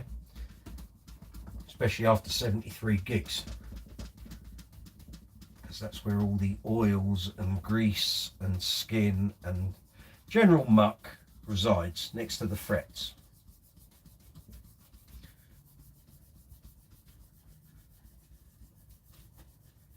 Now I can still see the finger marks, so it's definitely going to get a second go. But to give you an idea, folks, how's that looking?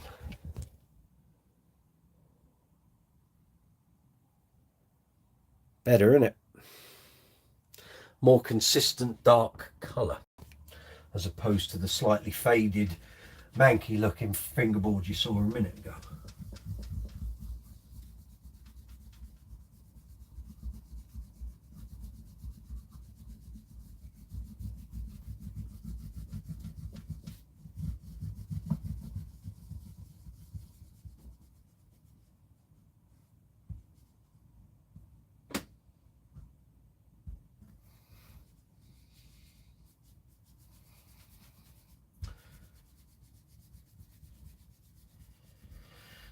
Yeah, here we go.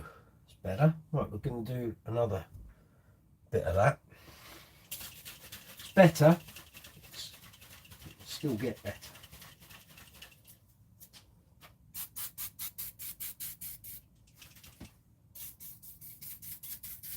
There we go.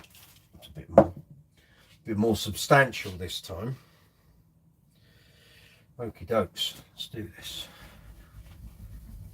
It doesn't matter, there's a bit of spray on the body and it'll be coming off shortly.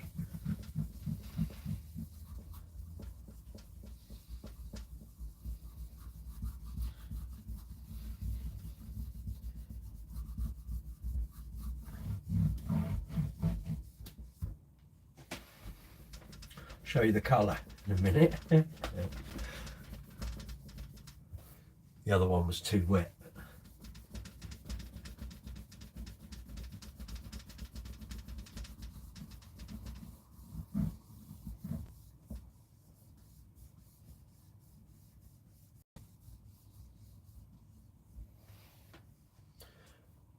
Yes, that's why you do it. So when you get these kids going, oh, I don't clean my guitar, you don't want that mess. You certainly don't. Or maybe you do. You're going to have a hard time selling the guitar further down the line if it looks like a barrel of crap. There we are, much better.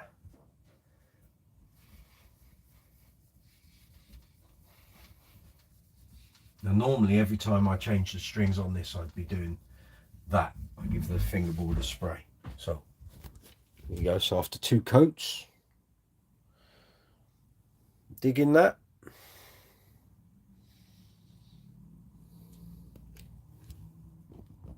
There we are. That's why I do it. I realise I've done that a bit quick. I just, because the video plays on the laptop like 10 seconds after I've done it. It looked a bit sprightly that I did that, sorry.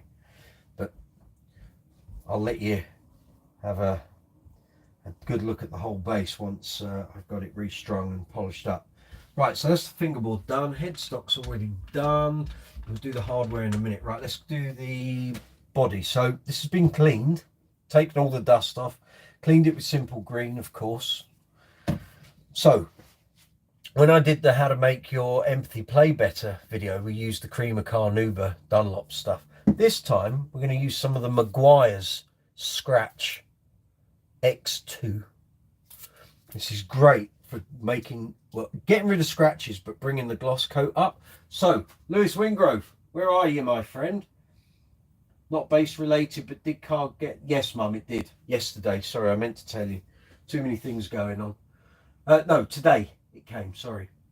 No, Saturday I think it came. Sorry. Lewis, how am I putting this on? It says on the back.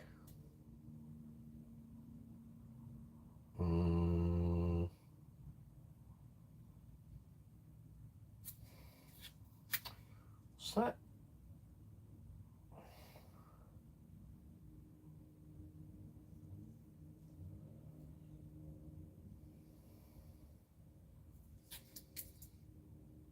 I think you said before, you apply it in a, or any of these sort of waxes, you apply in a swirling motion and then wipe off straight. Is that correct? Patrick Sweeney, evening, good to see you. Everyone is well and playing lots of bass. Exactly.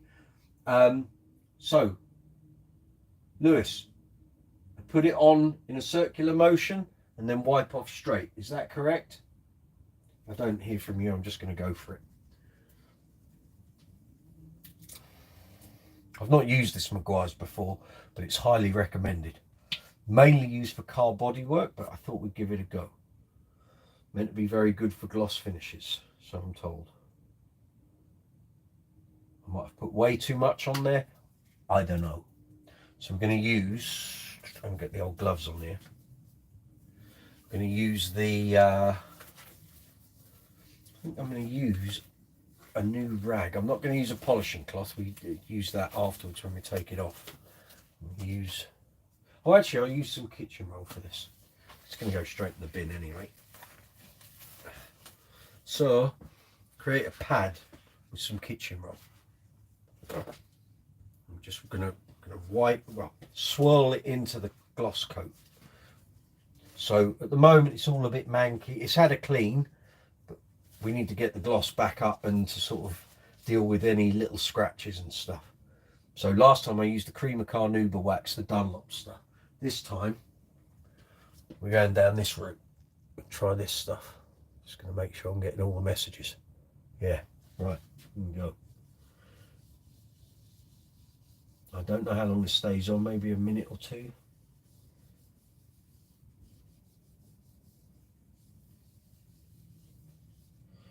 Just make it look a bit better.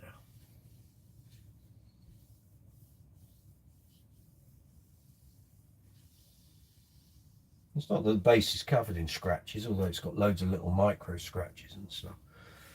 Just try and restore a bit of the luster a bit, if that makes sense. It's had a hard life. It has for the past 15 months, that's for sure. So these strings, those strings I took off, were put on the 27th of July 2022. And they came off on the 30th of October 2023. That's not bad going in my book. I've never made a set of strings last that long. It's set a precedent. But I will openly admit, I'm not sure I'd want to make them last that long ever again. Probably could have done with a bit of masking up here. I've just got some of this on one of the controls, but it will come off. This is the dodgy bit, trying to get in there. So I'll take the controls off camera. Next couple of days I'll do that. Just give them a clean up anyway. Clean the grot out of them for a start.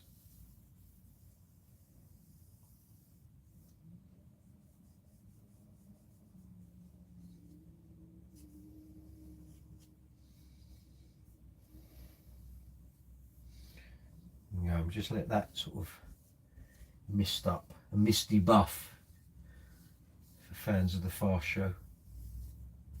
Harry Enfield, sorry. Oh, you don't want to do that. You want a nice mint green or a misty buff. Yeah. All of that.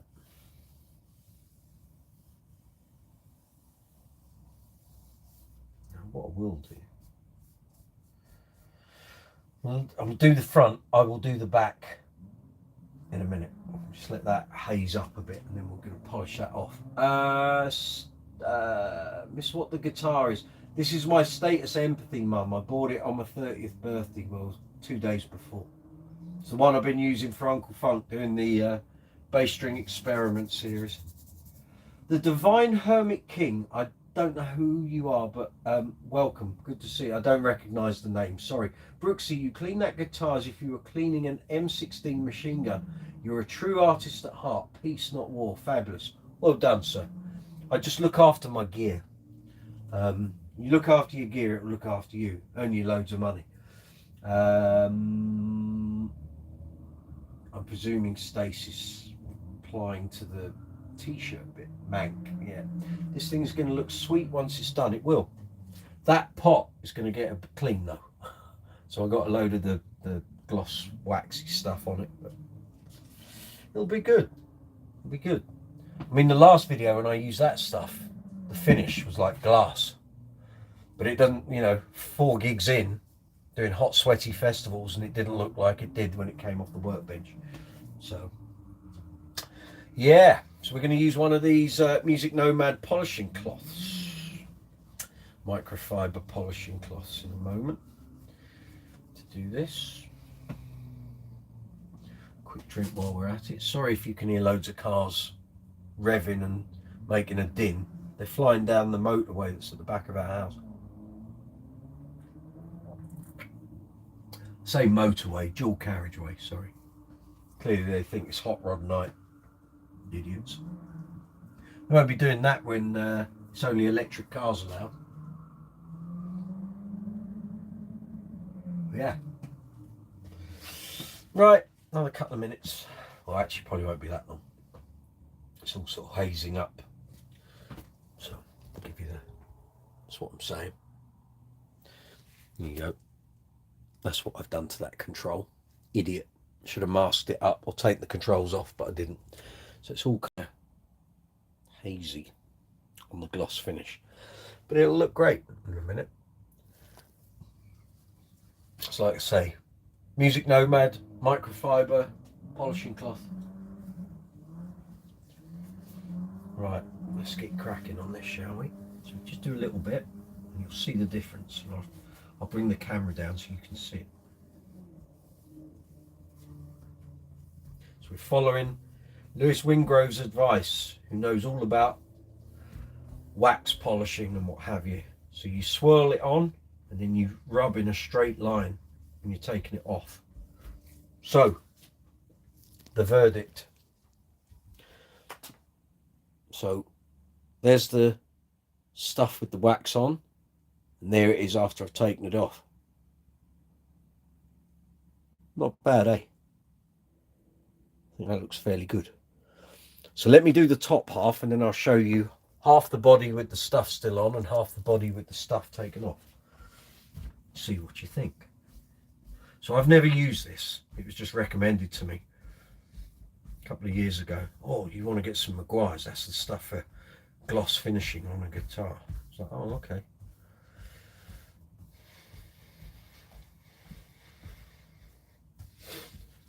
Still no sign of Lewis. Keith Doherty, have you talked about how... Sorry, I can't see that bit. Someone put a message in, so the message pops up. YouTube have put this heart thing for me to like comments.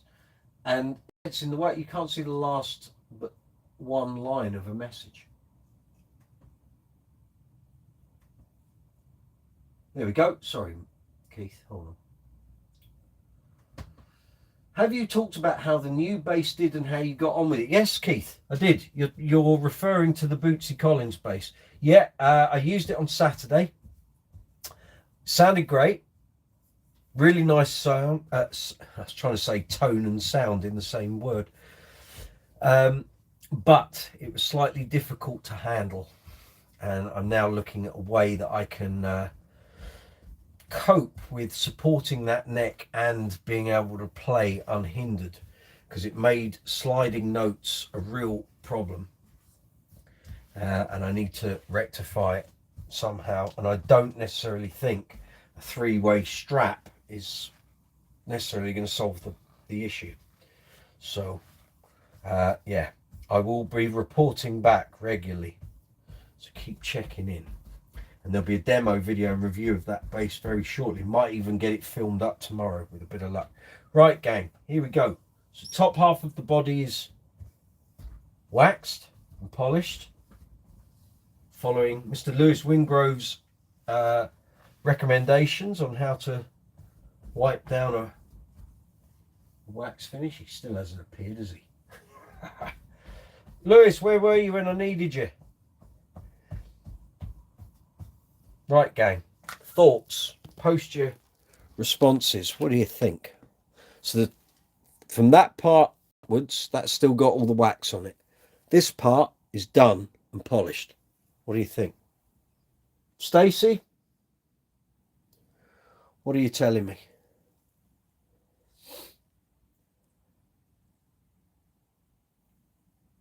It's not bad, is it? It's pretty good. That is pretty good. And yes, I know there are dings. There's one there. There's one there. One there. That one happened 4 weeks after I bought the bass. I was mortified. There's one there. It's got loads of dings on this bass. It's been all over the world with me, so it's a working instrument. It's the way it has to be. I'm not that...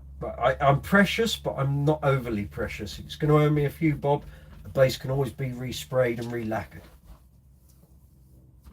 as far as I'm concerned. If you're going to treat it like the Crown Jewels, there's no point buying it, because you're never going to play it.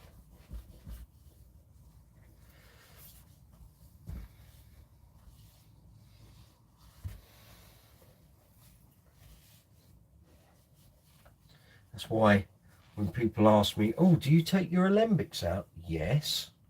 If I know they're not going to get banged and dinged and I've got loads of room on the stage, yes. If I know I'm going to be in a cramped situation and there's like possibility they are going to get dinged and banged and walked into and knocked, then I know I don't take them out. I just do my research as much as I can before I go to a gig. But if I can, and I'm on in-ears or on a really good PA system with great monitoring, yeah, I'll take my alembics, absolutely. Too right. So I'm going to show you the pickups in a minute. That back pickup is worn down from my thumb over the years.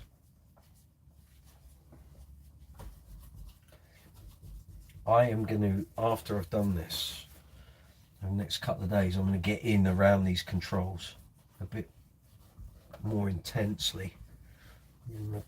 It's where mid-gig you're changing your controls, changing your tone, volume and all that. And all your finger grease ends up around here. It's not the easiest thing to clean up.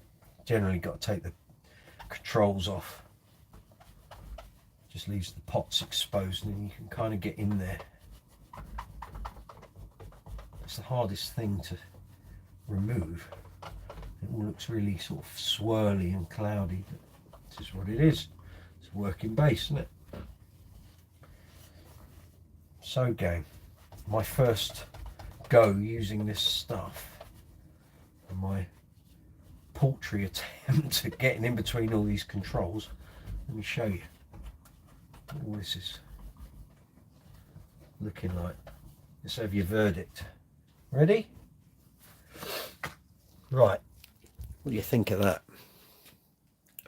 I can't see, the video hasn't caught up yet, but I will see what you're seeing in a moment. What do you mean, what is it? It's my status empathy, mum. Cleaned up, glossed, waxed. Look at the finish. Look at that. Stacey, what do you think? Are we a fan of the Maguires? I think we should be. So the fingerboard, I'm here. The fingerboard now, after it's dried, get that off there. That's how that looks.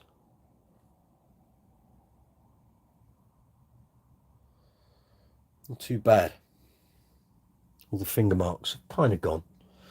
Right, the pickup I was going to show you. So this is the back pickup, the bridge pickup. So you can see where the strings have been. Little grindy marks on the pickup.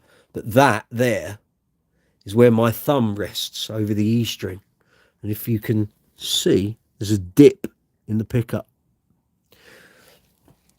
That's why I use floating thumb instead of resting your thumb against the pickup. It's my own bad habits, don't worry about it. Anyway, let's get back to the task in hand, shall we? Just make the camera straight. Better. Good. Scott, thank you. Super chat. Scott M, he's fabulous. Thank you, Scott. Great life, but you've got to run. Nice work, my friend. Thanks, Scott. Check the video out tomorrow. You'll see all the other stuff, all the other bits and bobs I'm going to do. Scott's just donated $19.99 to the channel. Thank you, mate. Really appreciate it. Thank you. If you've got any questions after the event, Scott, you know how to get a hold of me. Instagram, Facebook, all that sort of stuff. Community tab, of course. Well done. I'm going to give that a nice big, well done. You get a big love heart. Well done. Cheers, mate. There you go. Cheers, Scott. Thank you. Really appreciate it. Lovely. Super stuff. You too can contribute to the channel financially if you wish to do so. You don't have to. The videos are free.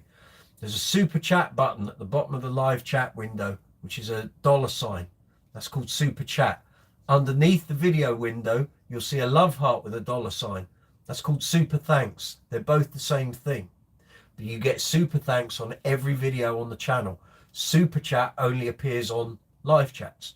But either way, it allows you to make a contribution to the channel if you wish to do so. You don't have to, but it goes towards all the cleaning products, the strings, the basses, the pedals, the lighting, the audio interfaces, the cables, the cameras, all of it. All has to be paid for. Cheers, Scott. Thank you. So that's that side. We're now going to do this side very quickly. We've got time. Go again. So, bit of that. Do one on here and on. Right, round two. Go again.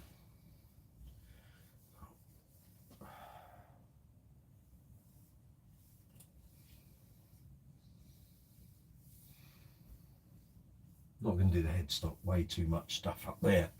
It's going to be a bit fiddly, but on the back here, this could do with it. I don't think I did this on the back last time. And there were a couple of scratches that I wanted to test with both the Maguires and the Carnauba wax to see which one did a better job. I have to say, I'm really impressed with this. So I'm impressed with the Carnauba wax as well. That's great. Another couple of dings here.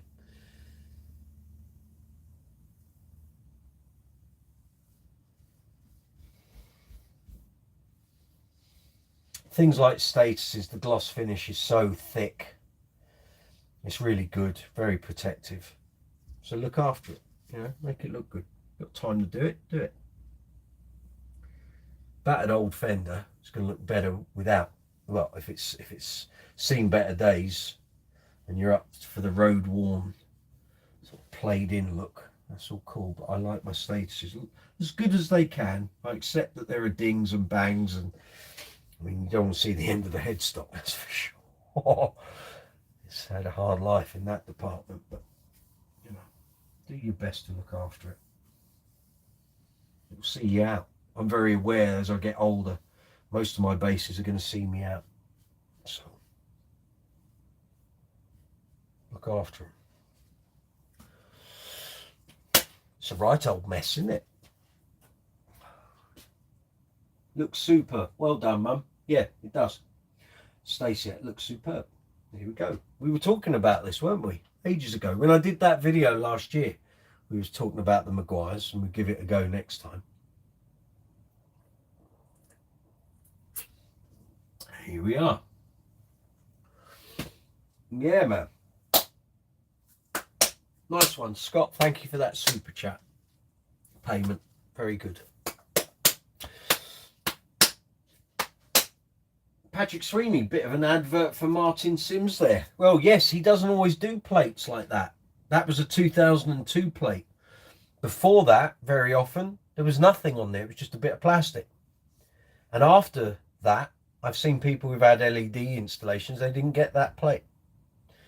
So, here we are.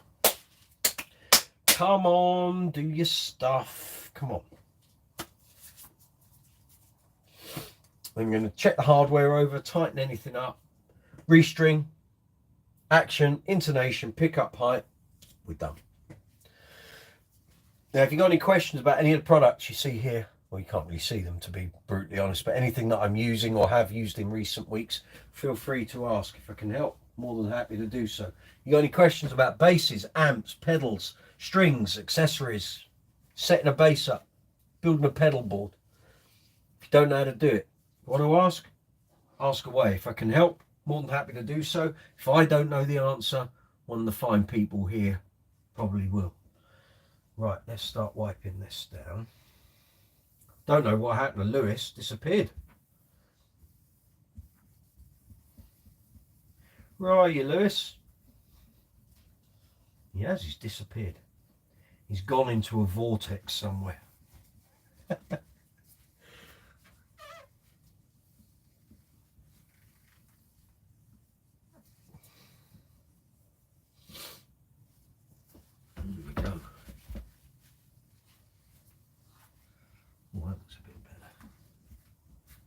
Couldn't have looked much worse. Well, it didn't look bad, it was just grotty.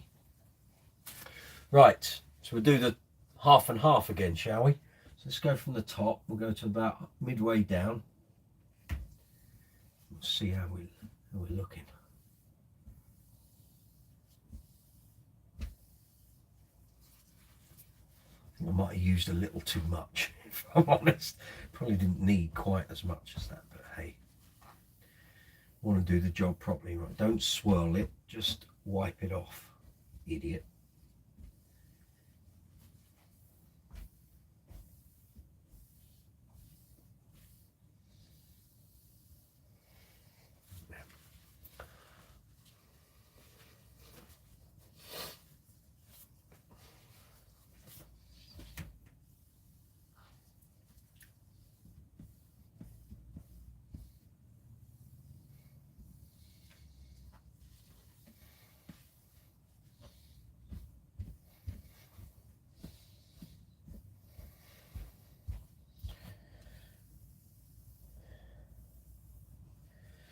Yes, pretty good, pretty good. I like this. There's a couple of bases I'm going to be using this on. Tell ya, it's brought the luster right back. Well done, Maguires. Never used it before. It's a first.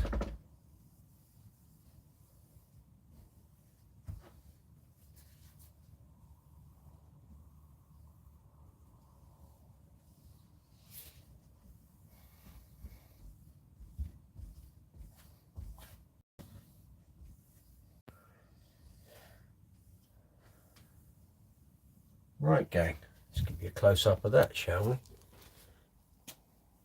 What's that doing you? Martin, you can use both the Scratch X and the Carnauba. The Maguires are polished to remove the scratches, and the Carnauba wax is a sealant to protect the finish. Thank you, Martin. So ideally, you'd polish and then seal so the results last longer. Well, I'll tell you what then, I'll do that in my own time because this is not going out on gigs imminently. so I can come in here tomorrow or Wednesday and do that. You guys don't need to see me putting more carnauba wax on to seal it. I'll do that. Thank you. That's not bad, is it? It's pretty good. I like it. Not bad at all.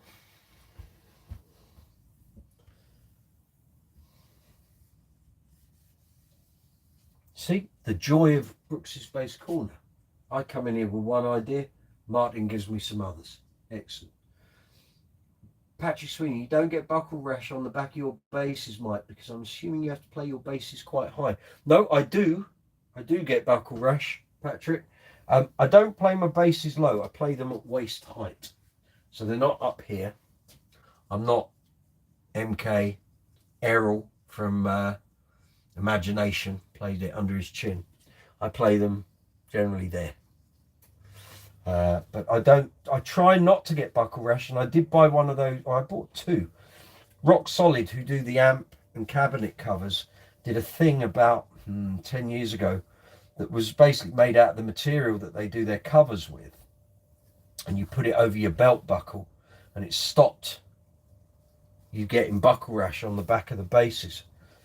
I bought them and then never used them. Idiot. What was the point in buying them, you dope? But anyway, I know where they are. But generally, I don't get any of those sort of issues. I was worried when I joined Uncle Funk that the sequins on the shirt, plastic sequins, might scratch the back of the guitars, give me a load of swirling. No marks at all as far as I can tell. Never had an issue, really.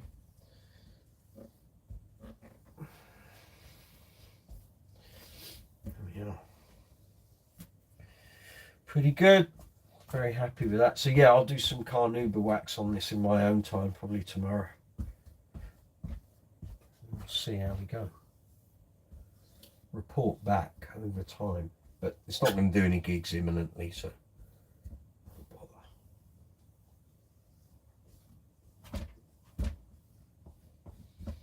don't bother. Liking it.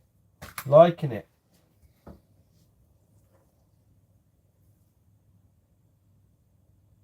Bad. Okie dokes. So we've done that. Right, we're going to restring. We're going to put 4000 rotor sounds on. Let's see what we got here. That'll do. My string of choice, certainly for this bass anyway. Snips, and we are. What we're going to do? We're going to put those on. Put those on, do the action. Hopefully it shouldn't be any of that to do. It shouldn't have moved since I last set it up, and the bridge has been locked in ever since, so yeah.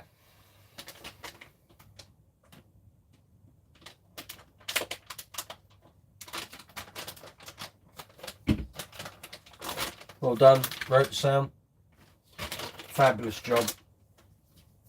So we're going to put what I remember. So this is the packet that the BSE, Bass String Experiment 73, not out.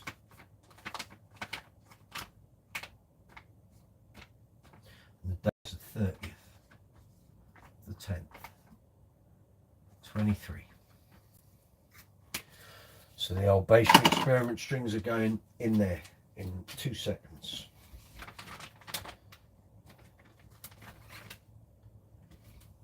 Well done, girls. You did great.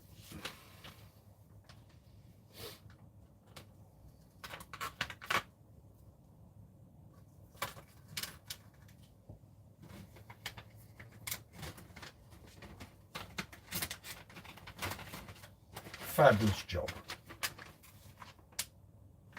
Like someone strapped a pen to the back of a spider and let it run across the packet, eh? There we go. Well done.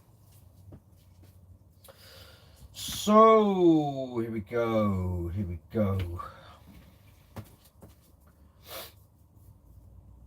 a lot of this lately, haven't we? Okay. Okay, I think I'm up to date on the messages. Very good. Where are we? Just gone 10 o'clock. Welcome, Brooks's Base Corner, live chat 62 here on the channel. Sorry if you connected via the link and then found that chat had closed down. Unfortunately, YouTube was playing silly buggers, and I had to start another chat. So, but we got there. Before I do that, yeah, just get that in. I've got to do that string tree. Don't forget, put your finger at the bottom and hold it down, downward pressure, so the last turn, all the turns are going on at the bottom of the tuner, bottom of the machine head. That way the downward pressure keeps the string taut when it's on the machine head.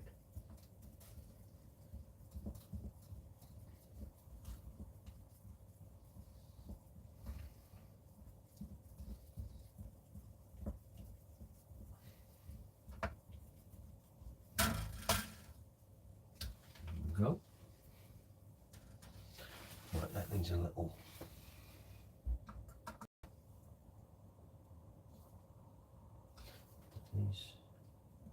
That's the loose one.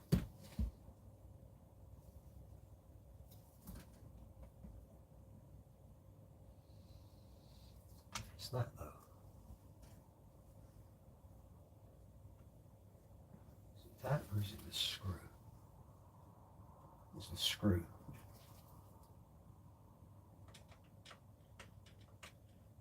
Get in there. Give me a moment, ladies and gentlemen.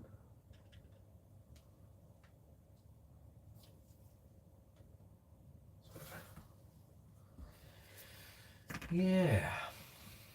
That was alright. It's that one that I thought was a bit lacking.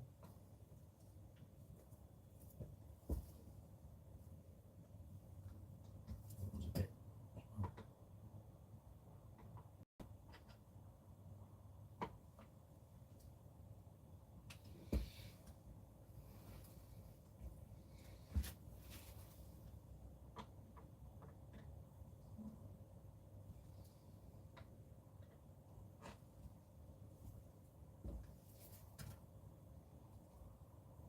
Good.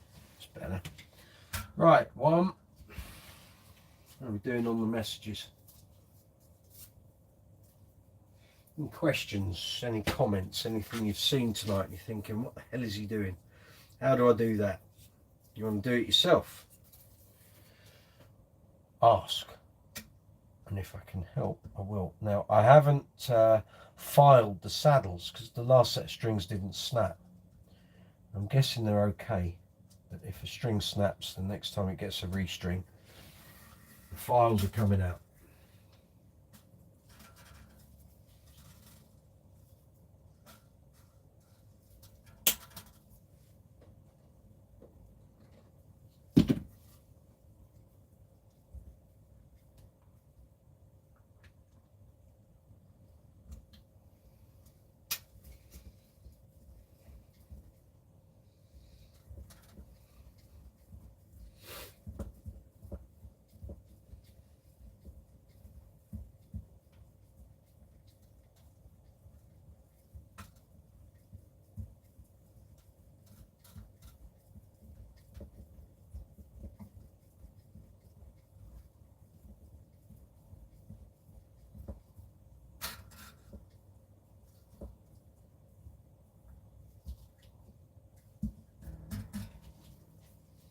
Very good.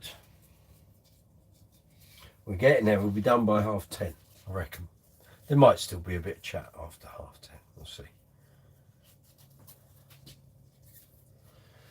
Doo-doo-doo-doo.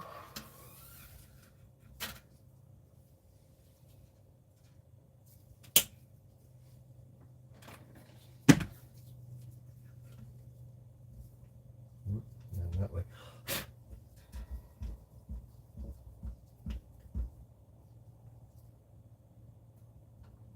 Get in there. Okay.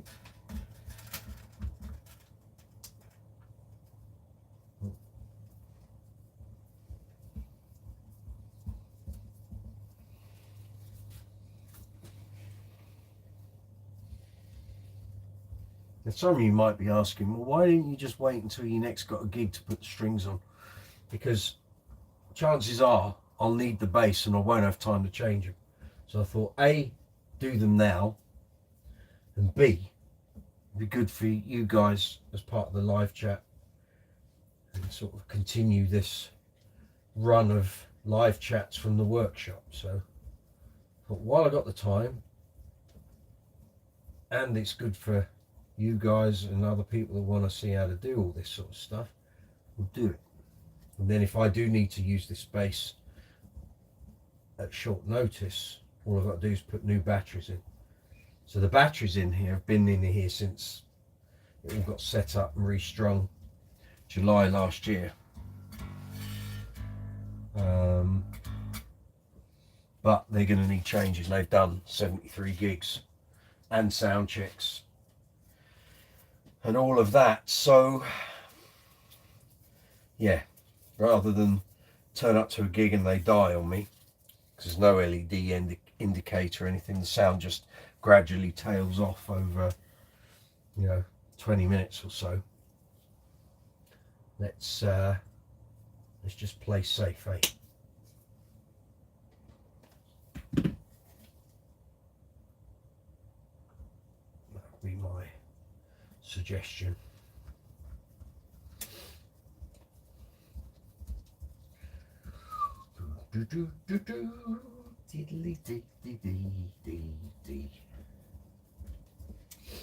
So we're going to tune these up, stretch them in, tune them up again, stretch them in again, tune them up again, stretch them in, and then they should be done.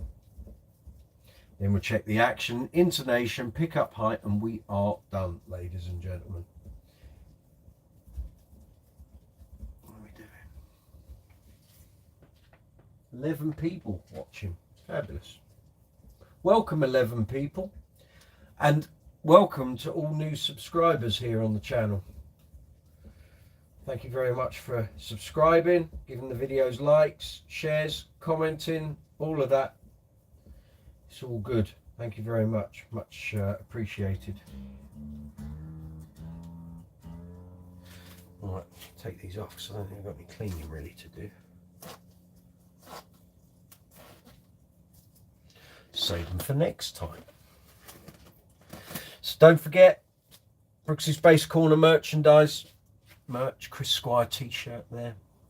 20% off all merch worldwide from Wednesday until Sunday. If you were going to buy some merch, either for Christmas or if you wanted some and you were buying it so your parents or your friends could give it to you, 20% off from Wednesday till Sunday. Okay, let's tune this up.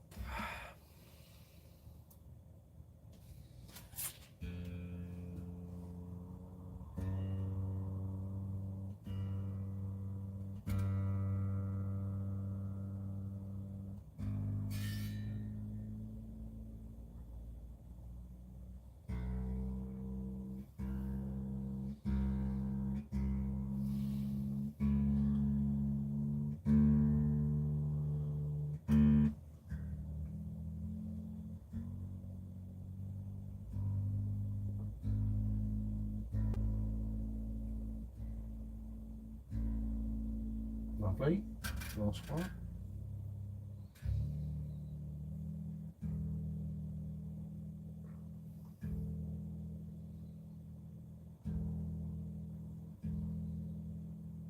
Okay, come on.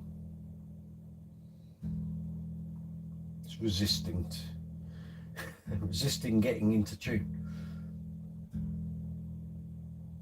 Right.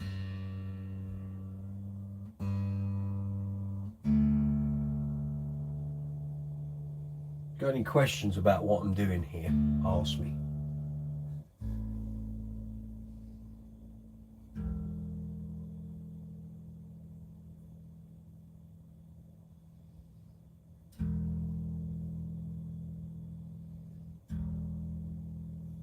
Any time today would be nice. Come on.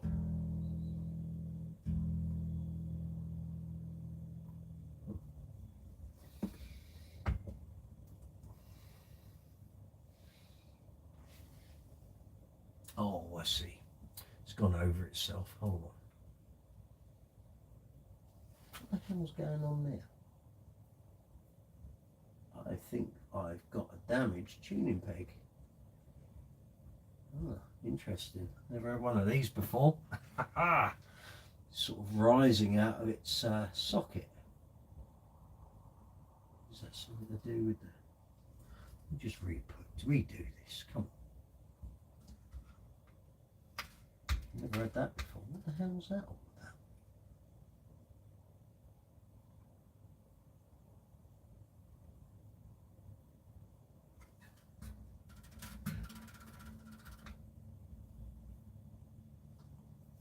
What's going on? I've never seen this before. So the tuning peg is coming up out of its socket, which would lead me to believe there's a problem.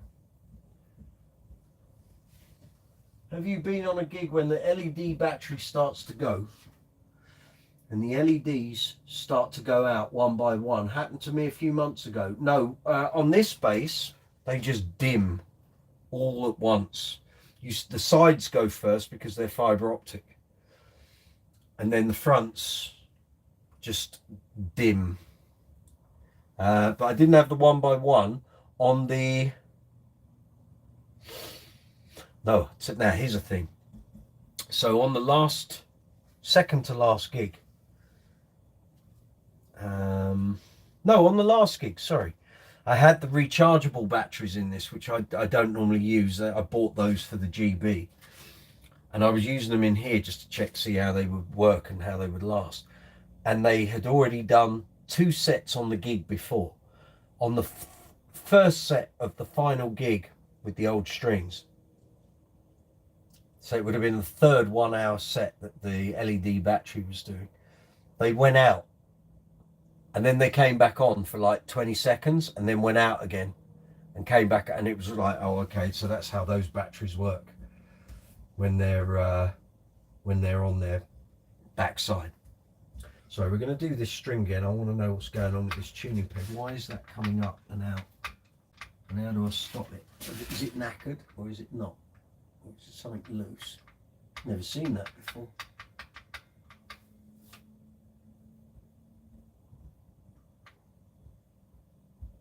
Wowzers. It's still right. Okay, so it could just be the way the string is mounted. Okay, well, we'll have another go then. Right, you stay there. We'll do it again. We'll make sure the string's not giving it a problem. Never seen that. I've never seen it. I'm not on this base anyway. Unless it happens every time and I wasn't aware of it. Yes, starting to go up. I don't understand why it wasn't turning last time. Turning okay. Might be on the phone to Rob and Dawn tomorrow. I did actually say, after the last time this was set up, I was contemplating getting some new gold hardware for this base, and I was going to swap out the black for gold.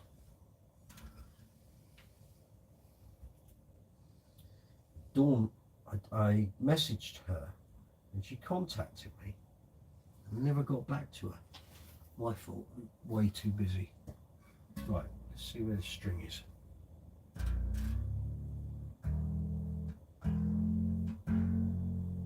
Oh, here we are.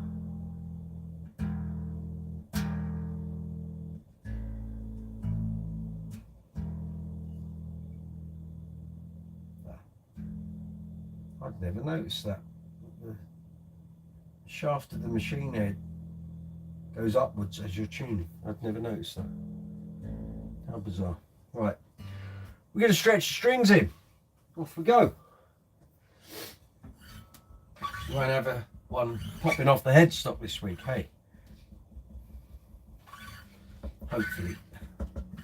No, they were corroded on the inside. They were rotten. In fact, I should dig them out of the box, shouldn't I? Give them to Jason on Friday. To which his reply will be, well, we did make them in 2007.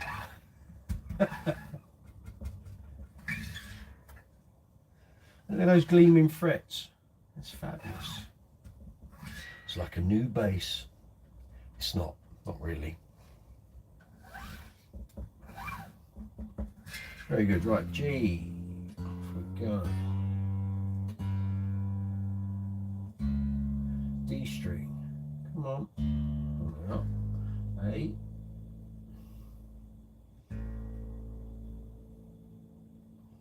E. Woo, too much, Michael. All right, stretch them back in again.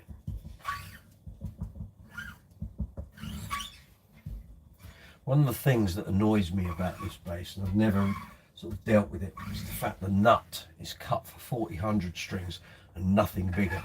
If you want to use 4505s, I've either got to recut the nut or take it somewhere to do it, and it's kind of a metallic brass nut.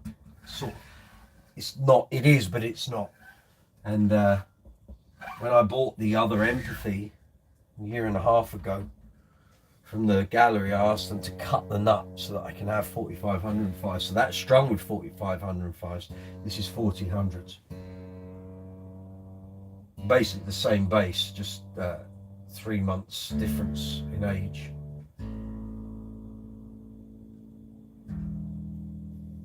Come on.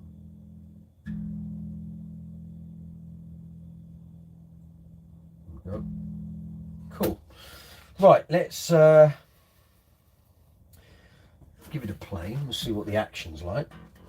Should not be any different. It's got a locking bridge up here. There's no lock there. It's all on here.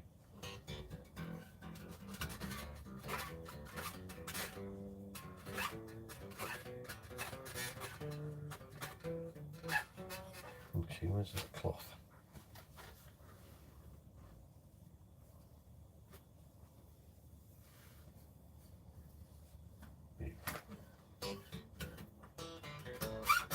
Oh.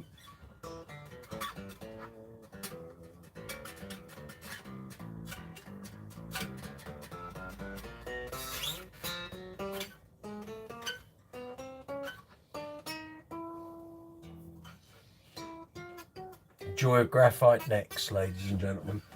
No truss rod. Well, not in this one anyway.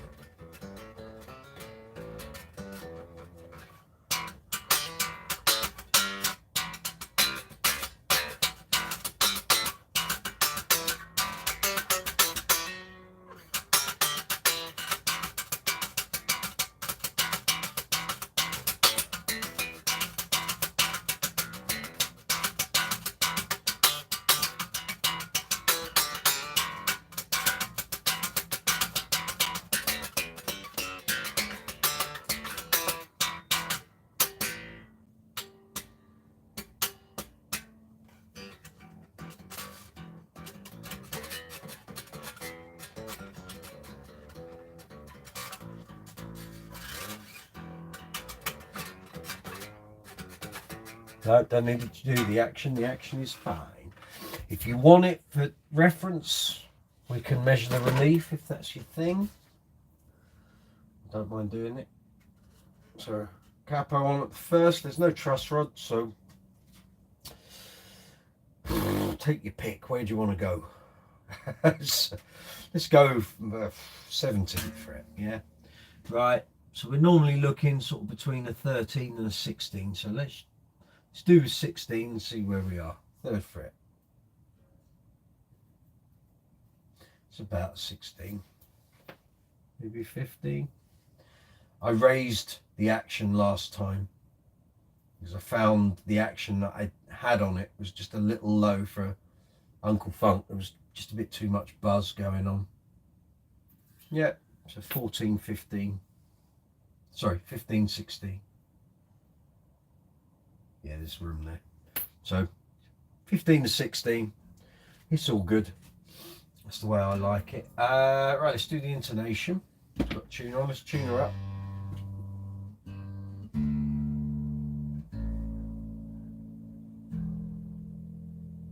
Cool, and then the way we do it, play the open note. It's in tune. 12th fret. It's all good. Harmonic. All good. Pick a note, C. Yeah, D, yeah, E, yeah, G. Beauty. D, fretted 12th harmonic. Lovely. G, A, yeah, B, low, cute. D, cracking. A string, 12th fret, harmonic. D, hello, cute. E, okay, F, we can go to the E. And you, wakey wakey. There's an E note there, why aren't you playing? That's not G. Certainly isn't a G. G's there. Thank you. There we go. A. Cool. E. Where are you? 12th fret. Belting. Harmonic. Yep. G. Okay, it's a little off. A. That's very off. Okay. We can do a little adjustment here. I can't remember the size for that. Okay. Allen keys time, isn't it? One of these. Right. I think it's a 4, but I could be wrong. No, I think it's a 3. We'll check. Take the glasses off. Put that over by the laptop. Who we got here? Keith Doherty, are those Boss TU02 clip-on tuners good? Yes, seem to be. I like them. I know Boss are good. I used the TU3. I used the TU2, and I have a new TU3 to put on my pedal train board shortly. Just never had much luck with clip-on tuners. Probably cheap ones I had. I've got this one. I've got a Dunlop one. They've both been great. Werewolf Cat, good to see you. What bass is that? This is a Status Graphite Empathy bass, made between 1990 and 2001. You can't buy them new. You can't really buy basses from Status Graphite, although he's making some wooden necked versions. So it's a graphite neck, wooden wings. This was top of the range Status Graphite bass between 1990 and 2001. It replaced the Series 2 and was replaced itself by the S2 Classic. It's not a 3, by the way. We'll try a 2.5. Is that it? That's it. 2.5, ladies and gents. So.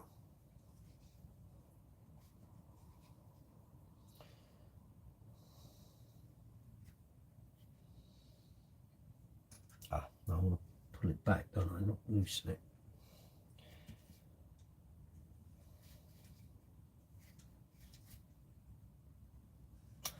Bridge is locked, isn't it, you idiot? Unlock it. 1.5, I think it is. I wonder the saddle won't move. It's late, people. It's late. Come on, out of there. So this is a locking bridge. There's two 1.5mm Allen keys, Allen bolts on the side. So you then try and make adjustments and nothing moves. It's because it's locked. Idiot. Right.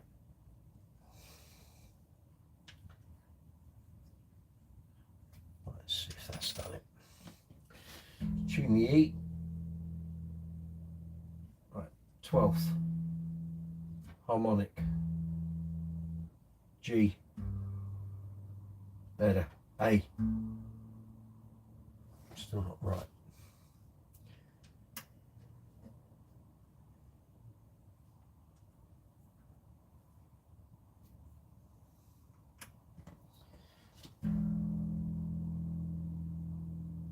Twelfth. Harmonic. G.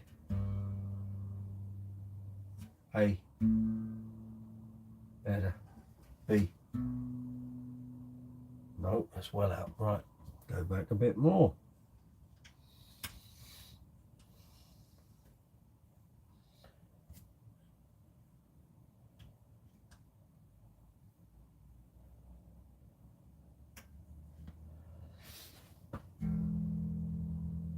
Twelfth harmonic. G. A. Yeah, B. See, that's well out. Why is that so out? Right.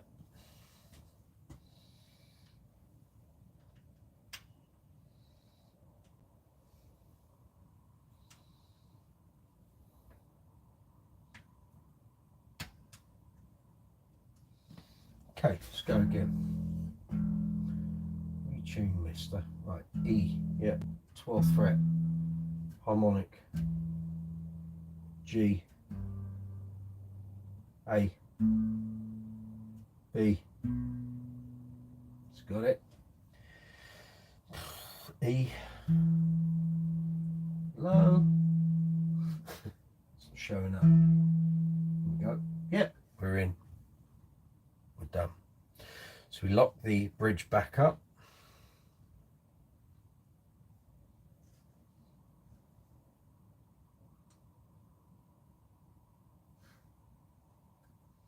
So if ever you buy a status bridge, a status base, and the bridge, you're trying to make adjustments, nothing's working, check if it's a locking bridge. Most of them will be. Got to loosen off the screws on the side.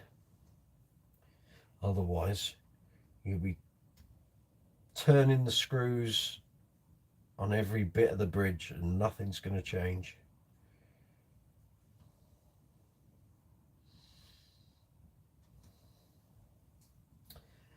There we go. Never quite understood why they had these rubber rings around the saddle screws, but they did. It's all good. So I'm very pleased with that gloss finish, I have to say. Patrick, as Keith just said, I find the clip-on tuners not very responsive sometimes. This Boss one's been good, and the Dunlop one I've got is pretty good. So I have no complaints. So that's those two. Right, pickup height. Again, nothing should have changed since I last did it, but we'll check it anyway. I can't remember what the measurements are. Refer back to the how to make your status empathy bass play better. The measurements are there on the screen, yeah? So, okay. So I've got a measuring gauge here. So you go from the bottom of the string to the top of the pickup. And status has very specific, I can tell you if you want, I'll find the video. 2 seconds. We'll do it properly, shall we? Get it right, Mike. Be a good start. Dee, dee, dee, dee, dee.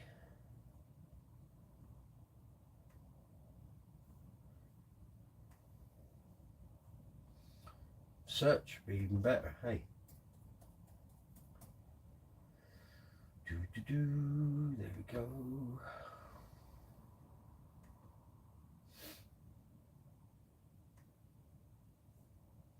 Two seconds, people. A quick drink while we're waiting for this to bypass the adverts. Cheers, one and all. Right. Let's go to the timestamps in the description box. Where are you?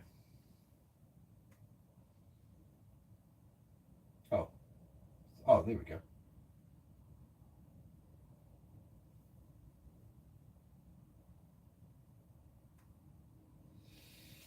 Right, measurements, gang.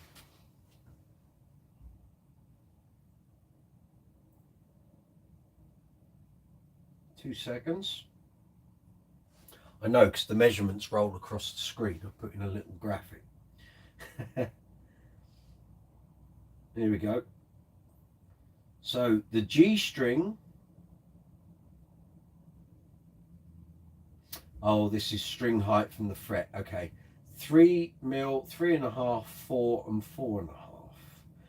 I think that's at the 24th fret, so we can measure that. Hold on.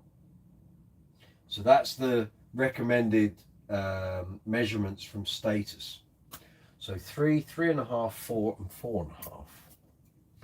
The 24th fret. 3, 3.5, 4, and 4.5. Well, the G is certainly 3. The D string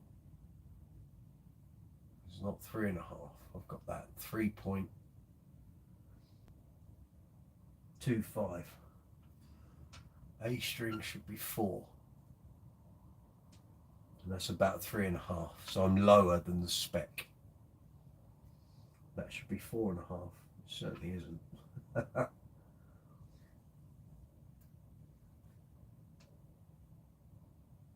No, I'm at 1, 2, 3, 4 on the. So I'm less than the spec. That's my personal preference. That's by the by. Right. What about the pickup height?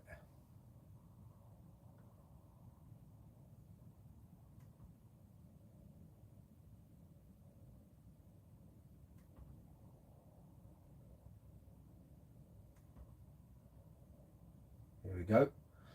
Pickup height, bridge pickup 4.5, neck pickup 6.7. So the bridge pickup is nearer the string, the neck pickup is further away. Status pickups allowed, okay? That's why there's that discrepancy in the height. So 4.5 and 6 to 7. So have a go.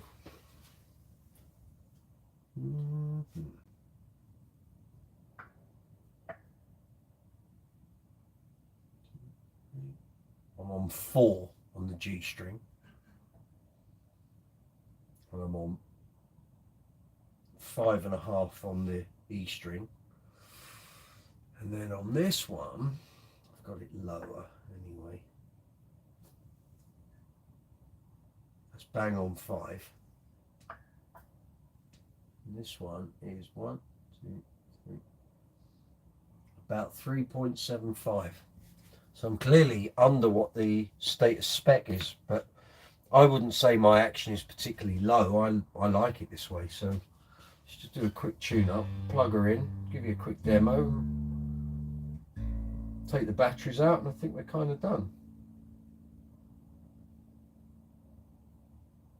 So I'm sticking my gut out.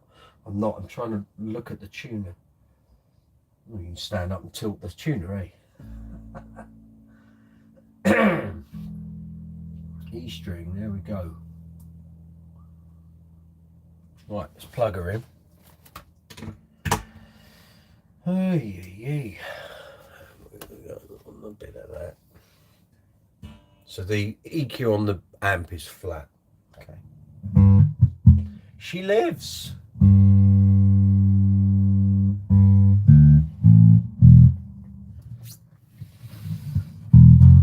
Now that's what strings should sound like.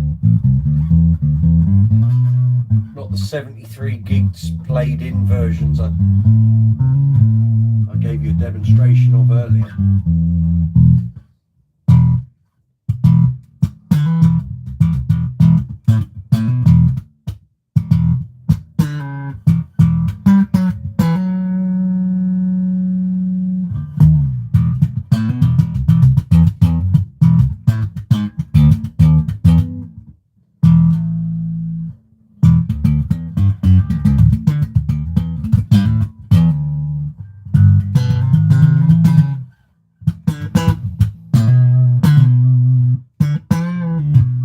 Now, forget-me-nots.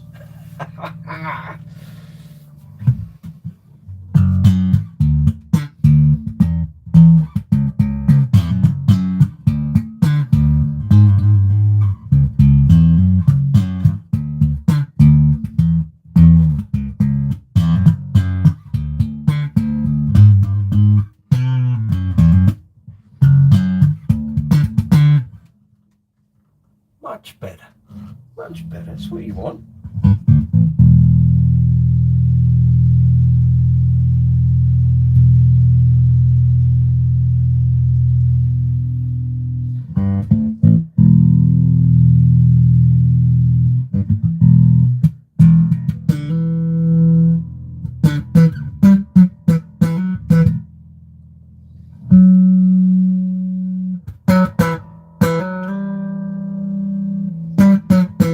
Amazing the mid sweep control on this has so much effect. That's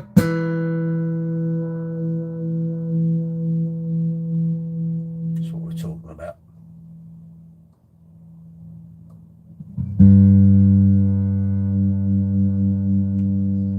She feels like it's slipping a bit. Doesn't get used that often anymore. I used to use the mid EQ on this all the time. Every gig is already in, boosted. In Uncle Funk, I don't. There's so much instrumentation.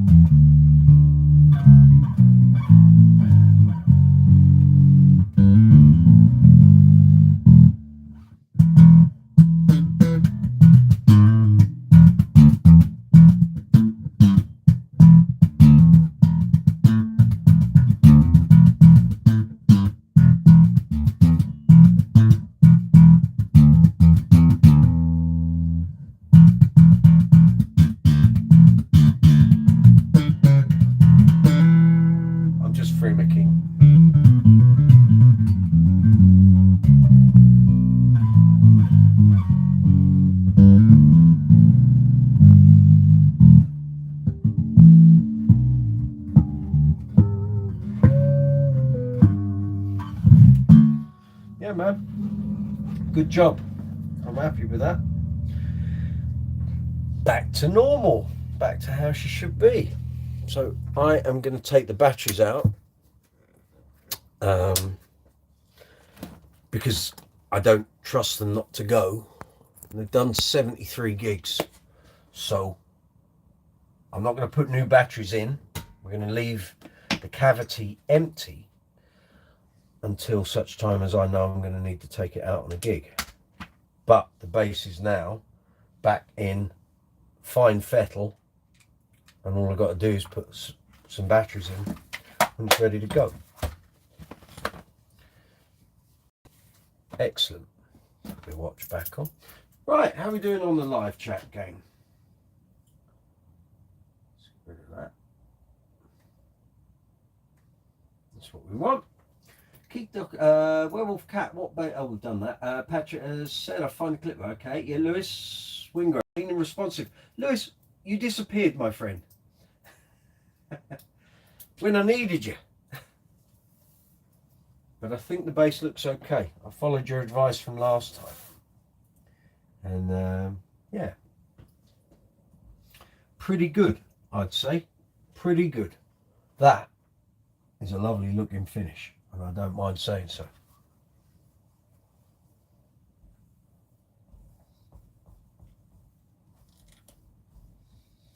Very good.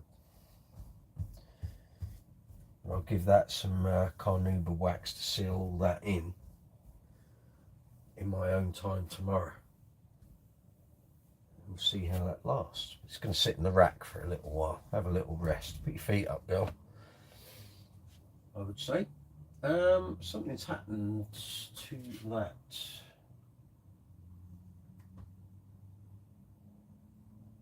Let's see the chat. Am I missing? No, I think we're up to date, aren't we?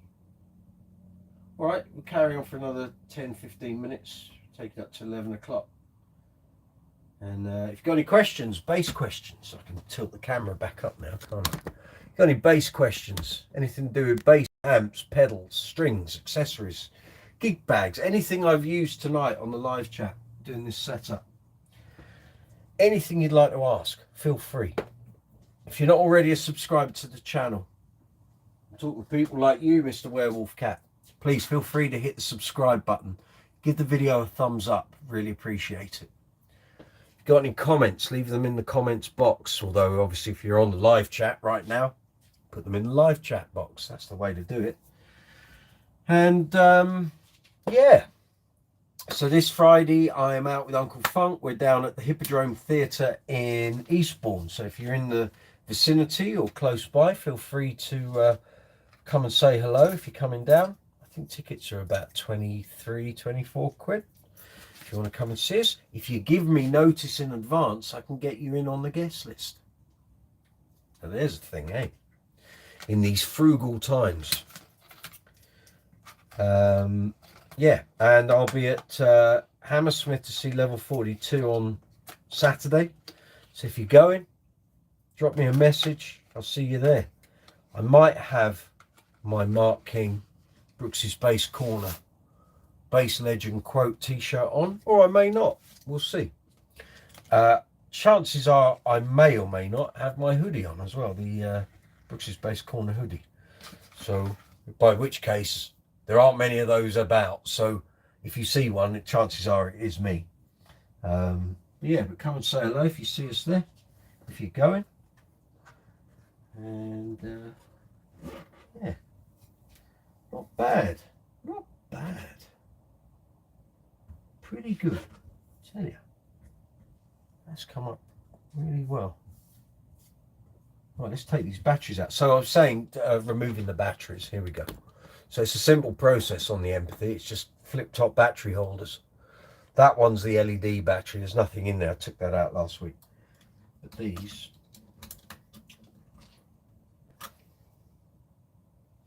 so I'll use these in some pedals or something while I'm at home. There we go. Well done. Well done. Did very well. You lasted 73 gigs. Not bad. Very impressed. There we are. There we are. Lewis, looking great. Good. Great job. Yeah, Lewis, you disappeared. Sorry, I had to make lunch for my son. You're allowed. I just wanted your advice when I was doing the polishing. So, am I right in saying... Oh, this poxy tripod. Right, there we go. Am I right, Lewis, in saying that you said to me the other week, when you're applying the wax or the polish, you circular motion. When you take the stuff off, straight lines. Is that correct? Am I right there? Martin, now that you've completed your string torture test experiment, how many gigs will you... Sorry, why do they put that there? I can't read you. Will you be changing your strings after in the future? But generally, it's about... I generally do about 25 to 30 on a set. So if I'm doing regular gigs, so we're talking like 2 hours of playing, then it will usually be, on this bass, 25 to 30. I've said before on the live chat and other vids that if I'm playing a Fender or a Stingray that has like a 4 in a row or 3 in a 1, those strings die off a lot quicker than strings die off on this bass. So this has a 2/2 arrangement. Now there are some basses I've got that have 2/2 arrangements and the strings die really quick on that. There's something about the status, whether it's the bridge, the tuners, the anchoring points, I don't know, but strings last a long time on these basses. And also on my GBs. My GB did 35 gigs with a set of D'Addario Pro Steels on back in 2009.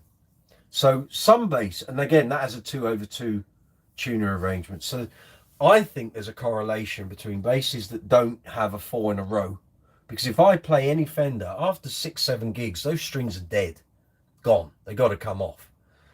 Yet this did 73. Granted, the E and the A was starting to die around about 30 to 35 gigs, but the D and G was still pretty good. You heard, or maybe you didn't, Martin, because you came on a little later. I did a demo at the start of the video as to where these strings were, how they sounded now that we've finished. They didn't sound too bad. I probably could have done another couple of gigs with them, but I wasn't willing to risk a string snapping or the tone being so bad, because the E and the A strings were, to my ears, bad when I was hearing them on in-ears on the last gig. Through an amp, they didn't sound so bad, but through a preamp pedal, going out to the desk, then in my ears, the tone on the E&A were bad. There was resonance and overtones that just weren't very pleasant. It was time to change. I just wasn't prepared to risk them going on a gig. The E and the A were really not good. D and G was still okay, but the E and A were rotten. But not to be surprised, really, after 73 gigs. Lewis, no circle on applying, just one direction and opposite direction for removal. It's hard not to do circles, even for me. Right, thank you. So in future, I either wipe on horizontally or vertically, and whichever way I wipe on, I do the opposite when I take it off. Right, thank you very much, mate. Well done. I will remember that.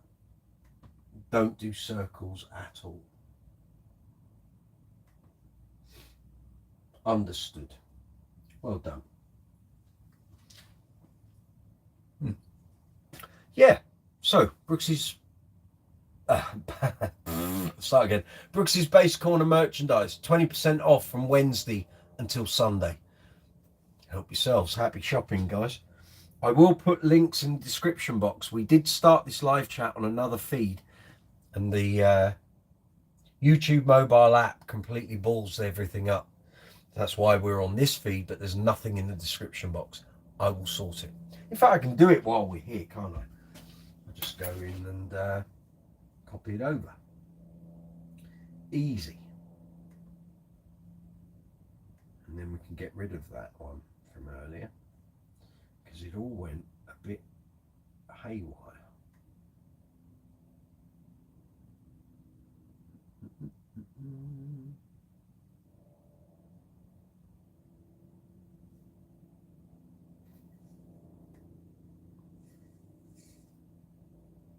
I don't know what that is. So this one is live and this is on. There's one there listed. That's not happening, mate. I don't know what that is. And that one was a complete shambles. Right, so let's just copy this over.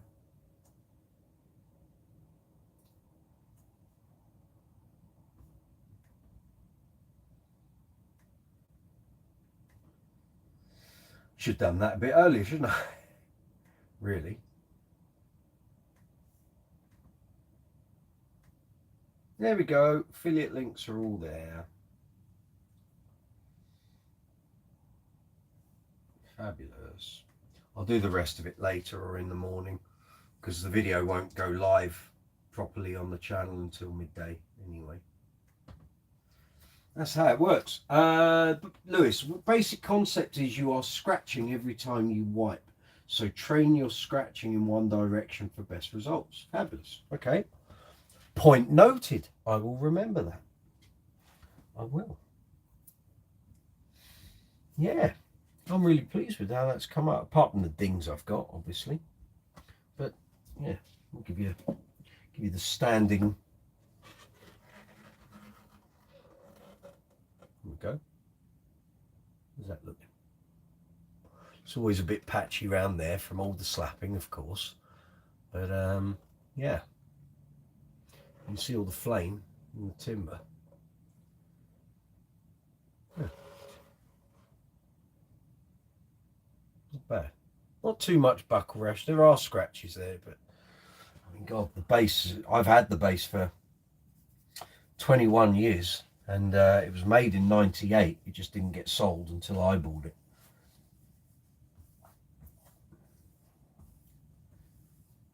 So it's done well. It's been all around the world in lots of airplane cargo holds. You've done the miles, my dear. You certainly have. That's for sure. Yeah. There we go. There we go. Ben Kennedy, speaking of strings, when you go to trim the excess at the top before putting them into the tuner pegs, do you ever make a bend before cutting? I've never done that. I've never done it. I bend the string when it goes into the hole. and then I bend it around the tuning peg. That's the bend I do. And I know loads of people say, oh, if you don't bend it, it's going to unwind. I've never had that. I've had strings snap at the bridge, and 2 weeks ago on a live chat we had some strings, they're in here, basically they were 15 years old, in paper envelopes, the old style rotor-sound packaging that didn't have wax in the paper. So the string had corroded on the inside, and I was tuning it up, stretching it in, and it snapped on the tuning peg. So yeah, but I've never had strings snap otherwise, apart from at the bridge, if there's like a snag or a little bit of jaggedy metal on the bridge, and then you've got to file it down. But no, I've never done the whole string bending thing, or the wrapping it around the post and then having excess that you coil up at the end. Hate all that. Cut your strings off. Keep it neat and tidy. You'll have someone's eye out if that unfurls, or you skewer your finger. But no, I've never done the whole bending thing, Ben. And I've got 36 bases. It's a lot of restringing, you know. No, I've never done all that. I like that. That works for me. That's nice, neat and tidy. You know what I'm saying? Yeah. I mean, you can do it. I'm not saying it's wrong. Not at all. And everyone has different ways of doing things. But you do get people who go, it has to be done this way. No. The bend thing, some make, like on my Kubicki, you have to do a bend before it goes into the slot in the cog wheel. But other than that, no, I don't, not with that style. So basically, what you saw me do, I run the string through, I cut to the length that I think I need, so it goes past the tuner and then like 1 or 2 extra. Obviously, there's no tuners past here, but you kind of work it out, you approximate it. I tend to turn the wheel so it's away from the flow, the line of travel of the string. Put the end into the slot, into the hole, and then bend it round the peg, and from that point on apply the downward pressure. So, you know, if you've got an electric thing, or even like one of these, where is it? One of these. It's like being at a football in 50s, isn't it? Mr. Charlie Charles on the wing. And then Mr. George Banjo playing the banjo. Yeah, one of those. So basically, apply that downward pressure, and you want the string loading onto that tuner from the bottom, not halfway up, at the bottom. And that just keeps it all consistent. Pressure's all the same. Lewis Wingrove, very nice work. The Canuba will help the surface when you are done. I'm going to do that tomorrow. I'm going to come in here tomorrow and I'll do that. Graphtech has a hidden hole for the clean tuner look. I think you're right. I think you're right. When I did that review of the gear mechanism tuners. Yeah. Yeah. Very good, gang. I think we've had a good night. We can carry on for a bit if you want, but there's a whole bunch of you watching. I'm very thankful. Thank you for watching. Thank you for all your interaction. Thank you for all the comments, all the likes. If you're not already a subscriber to the channel, please feel free. Hit the subscribe button. Don't then drop off tomorrow. Which seems to be a trend at the moment. People subscribing the channels and then disappearing the next day. As I said at the start, we've gained a new subscriber this evening. If you're watching, welcome. I seem to be going through a period of people subscribing to the channel and then dropping off, like sometimes the next day. Hello, Chris, I saw you say hello there. Yeah, over the past week, since last week's live chat, the subscriber numbers have gone up and down like a tart straws. So I get like 7 people subscribing a day, and then 4 drop off, and then 3 add on, and then 2 drop off, and it's just like up and down. I don't know what's going on, but it doesn't make any sense to me. If you're not interested in what the channel does, why subscribe to the channel in the first place? subscribing doesn't mean you can see the videos. You can see the videos anyway. I don't know. I don't get it. People are weird. Give me a dog any day. You know where you are with a dog, and it doesn't have an agenda. Let's get some, whatever that is. Bit of old fluff there. Next time I restring this bass, we'll pull the pickups out and give it all a good clean under there. I did it actually last time. Before we started the bass string experiment, there was loads of rubbish in there. But we'll do that next time. All those little jobs. But no, I'm really pleased with that Maguire's. That has come up an absolute treat. I'll show you again. I'm very pleased with it. Look at that. Very glassy looking. Done thousands of gigs. Close probably to about 2,000 gigs this has done.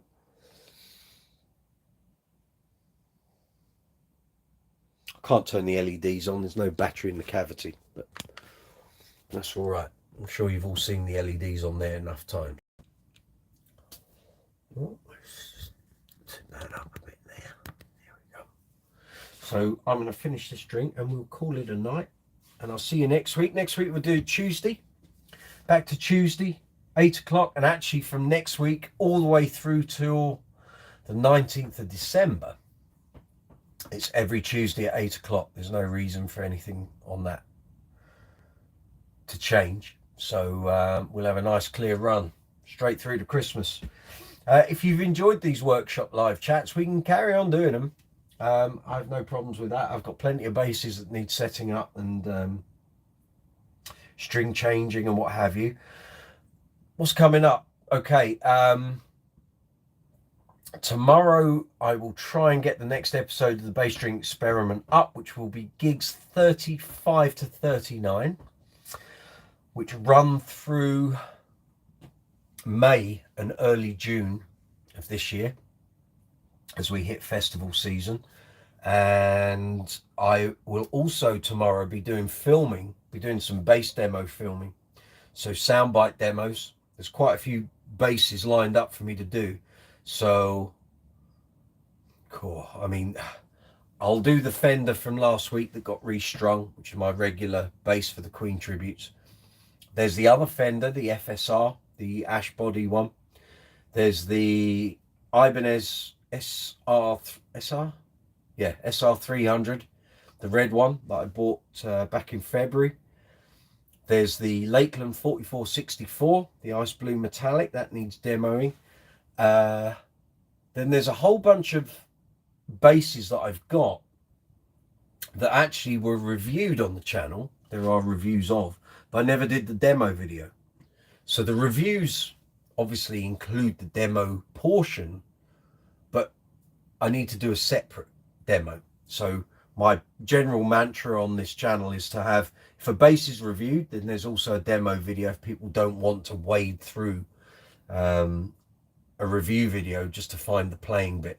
So if they just want to be able to click on a video, see me playing a bass, being able to hear it, the demo's half the length of the review.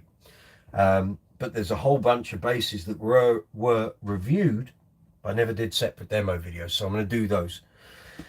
And it's a sizable old list, so that could well keep me busy for a few days this week. But I'll try and get the next bass string video up, and maybe another one on Friday or Saturday.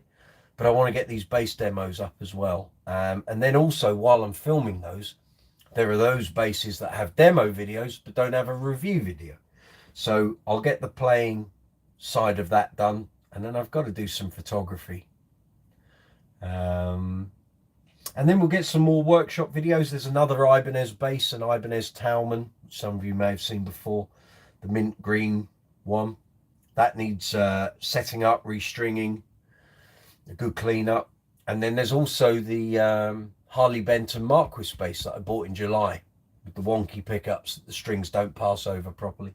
So that needs a restring, set up, get that playing. And all these basses that I've bought this year, second-hand ones and what have you, are here really not because I wanted them in my collection. I wanted to feature them here on the channel. So I'm going to take them out on some Uncle Funk gigs and see how they sound.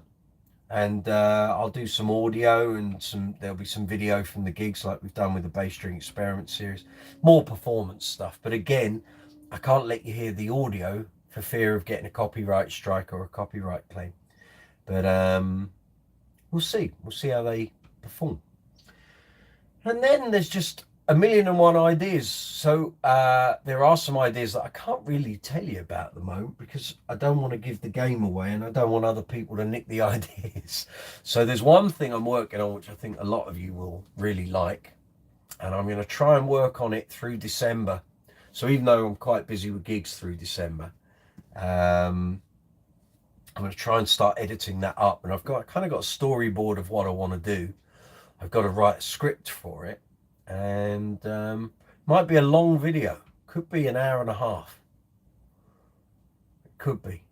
It could end up being shorter, but it could be longer. We'll just have to see. And it just occurred to me how gleaming these frets are now that they're all cleaned up.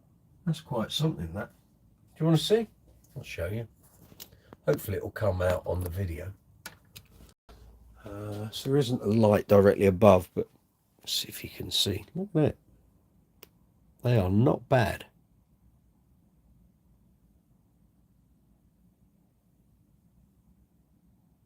Nice, clean, gleaming frets. There we go. Not bad. Yeah, so that's one. Then there's another video that I started recording back in the winter of this year, not long after I did the bass collection video. So there's a load of footage there for a video that I need to put together, and I need to write the script for it. I started putting the ideas together months and months ago, and then so much has happened this year with Max passing away and then father-in-law falling ill and passing away as well. But a lot of those ideas, it was all kind of, this year was all kind of planned out, and it's all just gone.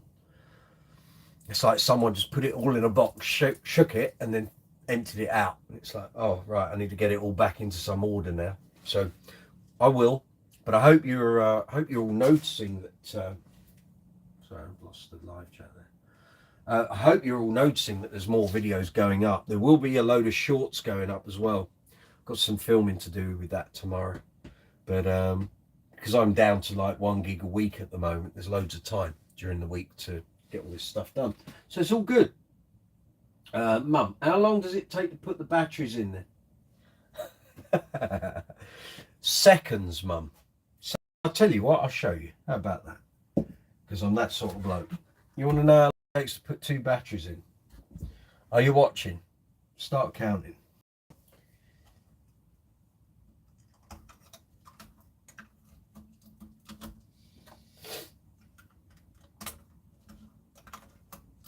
There you go, done it. That's the joy of flip top battery holders. You don't know what I'm talking about. There's 2 battery holders here. Batteries go in like that. It's as quick as that. Your thumbnail under it, you idiot. There, that's it. That's how it's done, Mum. Simple. Simple. But yeah, we've got pretty good looking bass now. So I'm going to take that back in, stick that in the rack. That's ready to go. Update my little notebook that has all my my basses listed, so I know when I put the strings on, change the batteries. And this will be up to date. It's all good. So on that note, see, we've got 11. I don't want to end the live chat, but it's getting late. It's 10 past 11. Don't want to end it, but we'll see.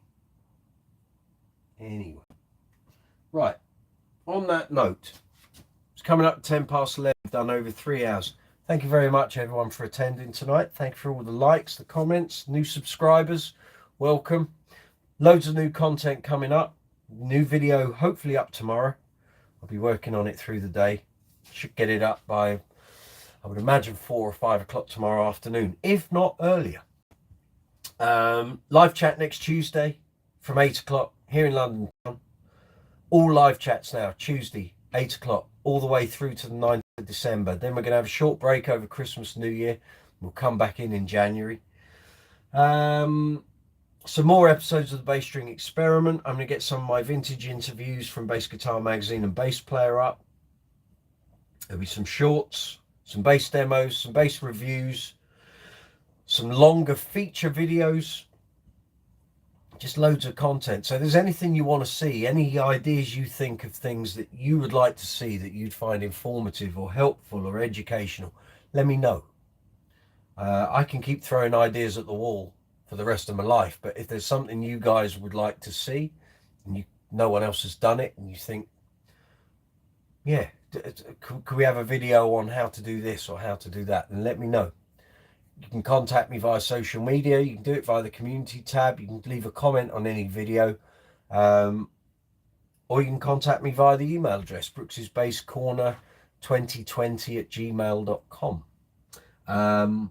There will be a podcast, by the way. Keep getting people saying, when are you going to do a podcast? It's coming. I've already got all the what I'm going to do the podcast on is all scripted out. Just got to sit and film it. So I will. That's another job that will be starting probably in the next couple of days. And yeah, hope you enjoy it. I will be posting links as soon as it's ready to go, and we'll see what happens. I'm going to do 10, and if it gets a good reception, I'll do some more, and if it doesn't get a good reception, we'll bang it on the head. Simple as that. But yeah, so thank you everyone for all the likes, the shares, the subscribes, everything. All going very nicely. All the analytics are in the green at the moment, so thank you. And I will see you next Tuesday. We'll do all this again. Not sure if we'll be in the workshop next week. We'll see. We might be. We might not. See how we go. See if I've got another bass needs setting up and cleaning and restringing. But on that note, I will wish you good evening. Have a great, what's left of Monday, not Tuesday, Monday. And have a great week. If you're going to level 42 on Saturday, Hammersmith, I'll see you there. If you're in the Eastbourne region, district, on Friday, I'll be gigging with Uncle Funk's Disco Inferno at the Hippodrome Theatre. So if you want to come down, give me a nudge. All right, take it easy, gang. Have a good week. Take it easy. I'll see you next week. All the best.